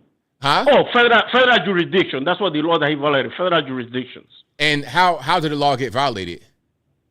Get violated because he have no jurisdiction to go beyond any state or local laws. How is he going to? How is he? Excuse me. State or local law. How is he going beyond the law? I don't understand. Well, if you go to a U.S. immigration facility and you have buses illegally telling to these people to board those buses to send them unannounced to New York, that's a federal violation of the law. How? Because you violated a jury. Let me explain to this. Let me explain you this. It's like the government of New York. When 9/11 happened, let's say they had to displace some people that are being affected, and the mayor of New York decided to start flying people to another state without even letting the governor or state local official to other states. It violates the law. It violates federal law. What law is being violated? If it's a federal issue, the federal government got to take over. Listen. To give someone a ride somewhere is violating the law.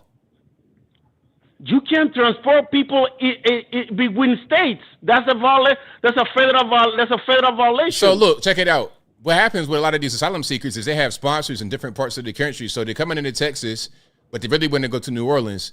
So if they get a ride to New Orleans, is that violating the law? That's just not true. It's without announced. Do you hear what the mayor of New York said? Do you hear what the mayor of New York said?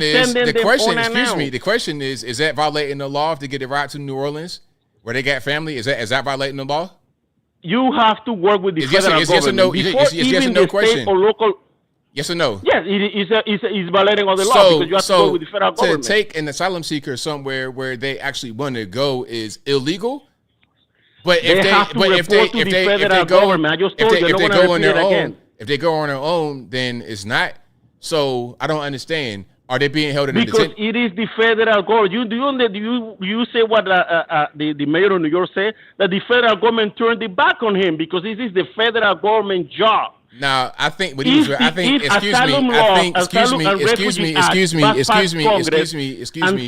think what he was referring to. I'm gonna talk right now. I think what he was referring to, meaning when they turned their back on him, that he wasn't getting the money that he wanted. I think that's what he was referring to. I think that's the main thing. But you've been on for quite a while, sir. Okay, so that will be a wrap. Thank you for your call. Definitely appreciate you, boss. So yeah, shout out to him. But yeah, there's no law that's being violated. Like to say, okay, we're going to take them from here to there. That's not violating the law. Texas is being overwhelmed with these people, millions of them. So it's like, well, what are we to do? We can't just we don't have the resources to take care of them. Now, if the federales are turning it back on New York and not giving them funding, what are they doing in Texas? Also turning it back on them. You got the Biden administration trying to sue Greg Abbott and his administration for putting the borders in the water, those buoys or whatever. They're trying to sue them over that. So the federales are turning it back on Texas. So what are they to do? They're trying to alleviate the pressure on their local people. They can't afford all this stuff going on, all the crime and the violence. So, hey, let's send them over here. You guys are a sanctuary city, sanctuary state. Okay, well, you take care, you deal with them, and that's it. That'll be pretty much how that goes. All righty, Matt, what's going on? Anthony, what's good, man? It's all good, man. I think what Ivan was trying to say was that we should just send planes to countries and pick them up and bring them here. I mean, it's pretty damn cruel to make them go through the desert and all that kind of stuff, right? Yeah. Just go ahead and get a chartered flight straight from China, parts of Africa, bring them over here. Yeah, I guess like most of them are not even like. I mean, maybe it was just when RFK went down there to look, but he was saying that like most of them weren't even from South America. Oh yeah, nah. Like you're getting like mostly Chinese. You get a lot of Europeans, a lot of Africans, a lot of West Africans. A lot of Africans. Yeah. Oh, yeah. Now, what kind of world is it that Africans are seeking asylum in a country that We're just a bunch of slave owners over here, you know? Well, because the people that are coming over here were complicit because they got the money. Yeah, I told someone they were getting like $2,200 a month, and they couldn't believe it. Oh yeah, I mean, I believe it. And then it's crazy because again, they have money. So in order to get over here, a plane ticket is not free, you know. And then to support yourself when you get here, you're gonna need some money, and then you're getting taxpayer money as well. It's a mess. Do you think Trump's gonna have to, or somebody is gonna have to deport all these people? Vivek has said it, and Trump has said it. They said they're gonna deport them. I mean, that is what should happen. I don't know how it's going to actually work, though, because what's happening right now is kind of like just catch and release. So how do you even find these people to deport them? I don't know. Well, so I mean, like when they're coming across the border wearing Biden T-shirts and stuff like that, I think it's a clear message that absolutely the government has created a moral hazard situation. And in all instances where the government's created a moral hazard, that basically means that the government is culpable. Thus, if there was any kind of legal standing that an illegal immigrant from like, Liberia, ironically, Liberia, where the slaves went, they're coming back through the southern border. If there's any legal standing, it could be that the United States foreign policy and the fact that we've been paying people to come here has effectively made us culpable in this whole situation. What do you say? Oh, for sure. Absolutely. And no question. I mean, and the people that are coming over here, they know it. They know that it's the time right now to take advantage of the situation. Come on over. Did you hear about them going back to their home country on vacation? I wouldn't doubt it. That's hilarious. That's funny. Yeah, it's wild. We're seeking asylum, but we're going to go back for vacation. Go back on vacation. And so I mean, they're getting paid, they're getting some money. They're like, well, just 1 month's paycheck, I can go back and come back to the United States and get a round trip ticket. It's a joke. It's a complete joke. I think there's been so much lawlessness, like whether it's immigration or election interfering. Oh, meanwhile, Carrie Lake won her lawsuit in Arizona. A judge just ruled that the fact that they were not verifying signatures on ballot envelopes was against the law. The election in Arizona was held illegally, and not just Maricopa, but election by the mail-in ballots in general. Have you heard that? I did not hear that. So the state is going to have to appeal it, but a judge just ruled. So probably one of the first times that election evidence was actually heard in court, it was heard and it was ruled that the election was conducted illegally because when they weren't doing the signature verification, they weren't verifying the signatures, in that a signature is an affidavit that I have voted this way. I witnessed that I have voted X, Y way. So that's all a signature on the ballot envelope is an affidavit. So they basically bypassed, election. The elections commissions have unilaterally created election law, and the same thing is unfolding in Pennsylvania as well. Interesting. Yeah. So look up Carrie Lake on that, and then I'm still pointing out that there's absolutely no way that Trump can win the election this time around, because there's been no reforms whatsoever other than the Presidential Election Act made it illegal to contest votes from the floor in the joint session when they do the Electoral College counting.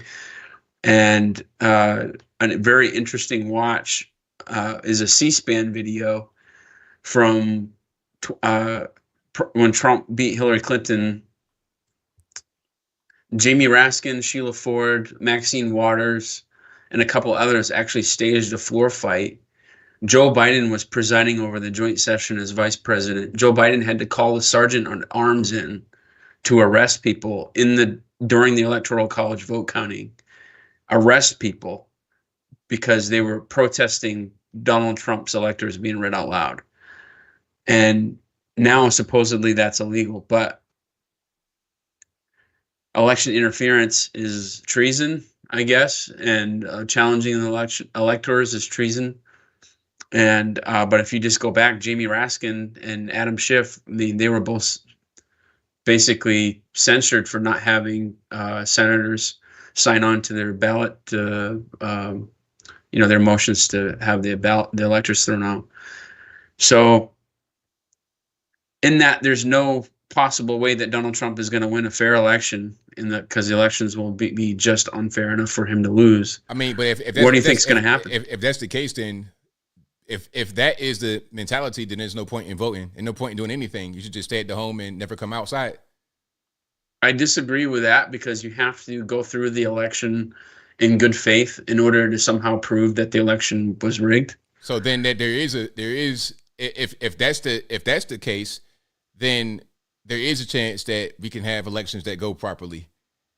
Either we can or we can't. It really ain't no in between.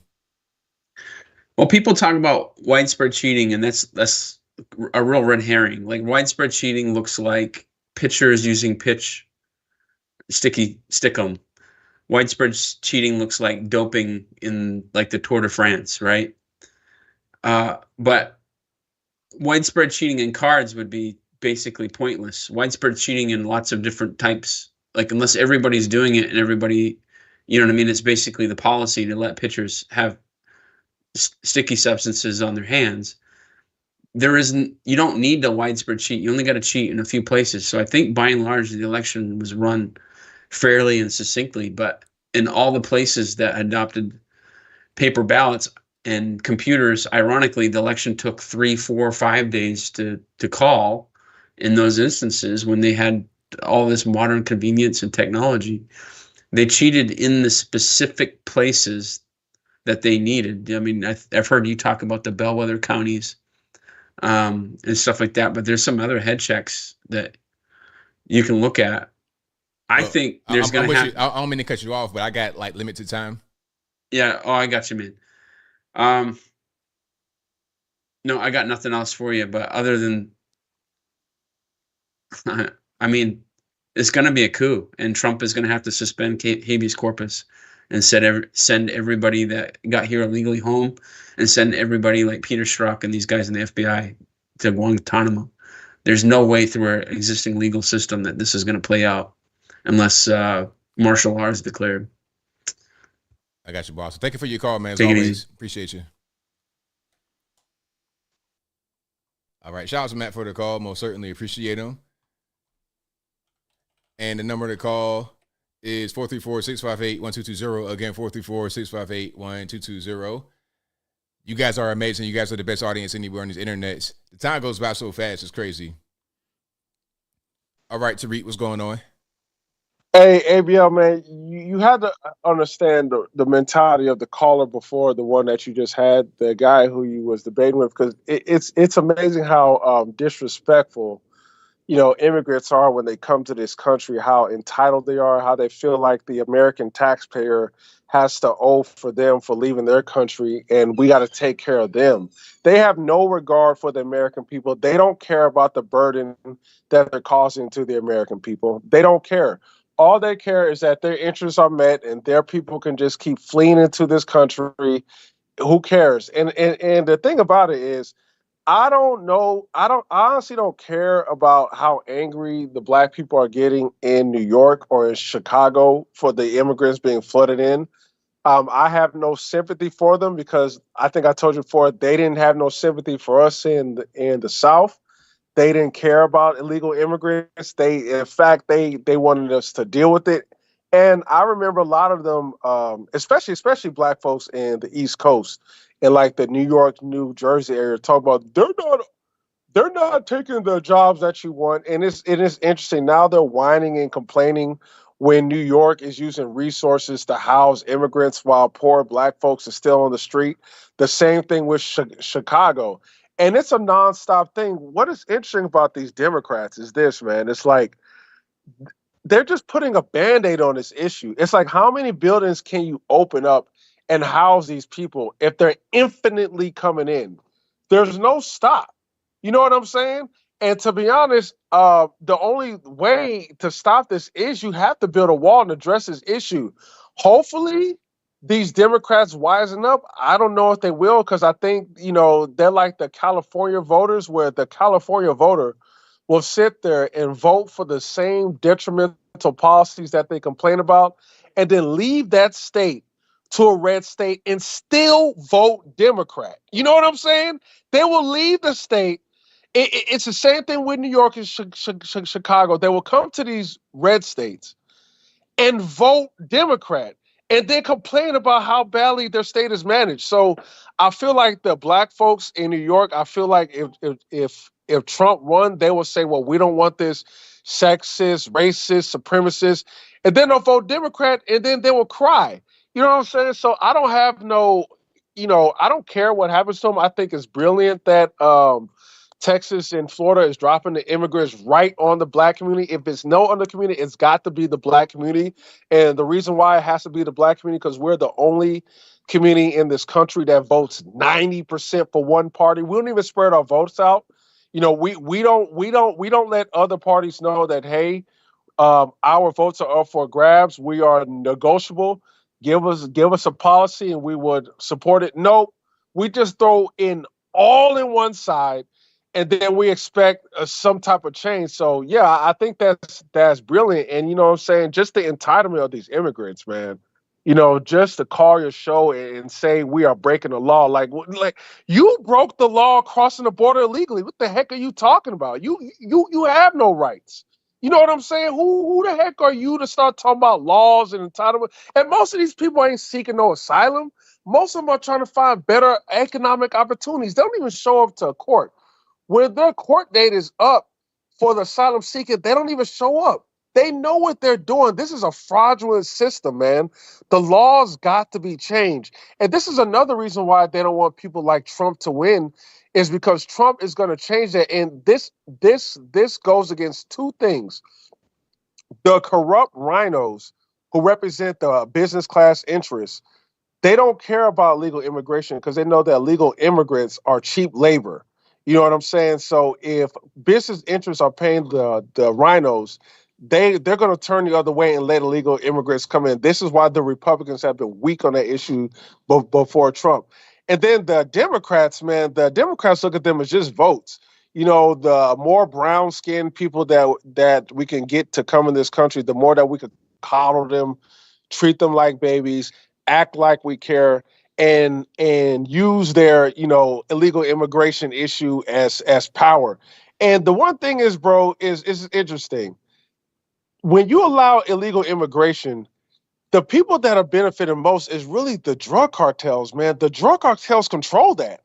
Like, they are making bank. You cannot cross this border unless you pay one of those coyotes, or unless they will kill you. And we know the Democrats know this, but this is why they don't bring it up, man. So, like I said, I am proud of Texas and Florida. Plant them right in the middle of the black community. Take all their resources until they wisen up and know how to vote. Your emotional voting is the reason why your issues is staying the way it is. Until black people mature and stop acting like babies and come to the table with some policy and stop whining and acting like the white man is going to kill them if some Republican get in, their issues are going to be the same forever. And that's all I got to say, man. Thank you for the call, man. Definitely appreciate you. All right, take care. All right. Amazing call. Fantastic call. Shout out to Tariq. Okay, I got one more. Just one more. Then that's it. 773, want to allow him to speak to. ABL, it's your retired Chicago police officer friend. Thanks for getting to my call. ABL, please continue to take Ivan's calls, because most of us, you're preaching to the choir. But Ivan is the typical, Democratic thinker. He's not so far left that he's radical, but it's just they pick and choose what laws they want to go by and what laws they want to disregard. Here's the thing. I want them to continue to bring the illegals to Chicago and New York and all these sanctuary cities. Are they supposed to just stay by the border? Are they, maybe we should have like a Guantanamo Bay and have a facility where you stay in the facility and wait for your hearing for your asylum seeker. Because the fact remains, they have broken the law, the immigration laws, and let these people flood into our country by the millions. That's what's happened. So they initially broke a law, and then suddenly they want to ignore that, and then talk about all these other laws and all these other things. There is a way to seek asylum in our country. And the process takes years and takes so long because so many millions of people from around the world want to come into our country. They want to come into our country. Why? Because of freedom. Our country allows you to have a certain amount of freedom that you can't get anywhere else in the world. That's the bottom line. If this country was so horrible, people would not be flooding here. Only the people, the left, that has the freedom already that this country affords are the ones that talk about that they have no freedoms. But they're here and they're allowed to have the freedom to talk about their opinions and to have opinions and to do what they want. That's why people flood here by the millions from around the world. We can't absorb the whole world that wants to come here. And as I said before, unfortunately, the Biden administration has illegally let in millions of people, and they're here to stay. We have to stop the floodwaters. You know, a pipe has broken in your home, and it has flooded your house. But you don't start mopping up the water until you stop the leak where it's flooding from. You need to stop the flood, and then you have to take care of all the water and all the damage the water has made in your home. That's the sequence. You're not starting to mop up the flood until you stop the water. You have to first secure the border. Then we'll have to handle the people that are here. And unfortunately, it's not going to really matter. They are here. They reached the promised land just the way you're here and your ancestors reached, whether it was that you were brought over by a slave ship or you immigrated here on a boat or you snuck your way here under a fence or you were born here. You're here and you're here to stay. These people are here to stay. You might get 100,000 that you can get out of here or whatever and go after them. But for the majority, they hit the promised land. So Texas is supposed to handle all these people? That's what's supposed to handle, just give them the freedom to go where they want? No, you're a sanctuary city. Here's your immigrants. There you go. Here's your aliens that you let in. So that's my 2 cents, ABL. Let's get some practicality going here. You know, we have to handle our country. You have to do certain things to secure your country, and let's please do it. Anyway, I'll talk to you later, ABL. Thanks for squeezing my call in. Thank you for the call. Appreciate you. Thanks. All right. Fantastic call. Great way to end the show. Thank you guys for being here.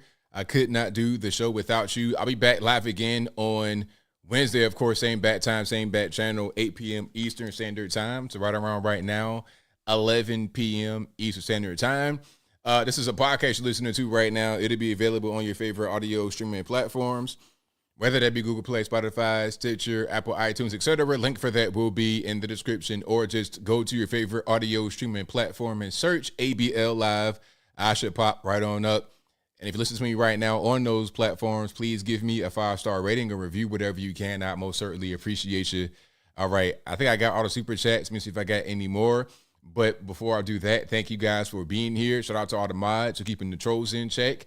And shout out to everybody that's been watching, retweeting, super chatting, whatever you're doing. I thank you for being here because, as I say, I cannot do this show without you. So thank y'all for that. Shout out to Spencer T right here for the super chat. R.I.P. Magoo. R.I.P. to Magoo, a Virginia legend, VA legend. Shout out to Virginia. R.I.P. to Magoo. Shout out to Triad716 who says, ABL, your next shirt should say, sir, sir, sir on the front and DDD on the back. Thank you to F Ranger Xbox who says that American Indians trusted the government. Oh, there you go. Thank you to Jagger Ridley who says, the best open conversation on the YouTube and includes a bow on top. Thanks, boss. Thank you. I appreciate you, boss. And thank you to Purple Hill, who says, thank you for the awesome show Saturday night. I think I read that one already, but I'll read it again. It's all good. And I think that is everybody. So shout out to you guys again for being here. Couldn't do it without you, but that will be a wrap for me. So until next time, y'all be safe. I'm out, and peace.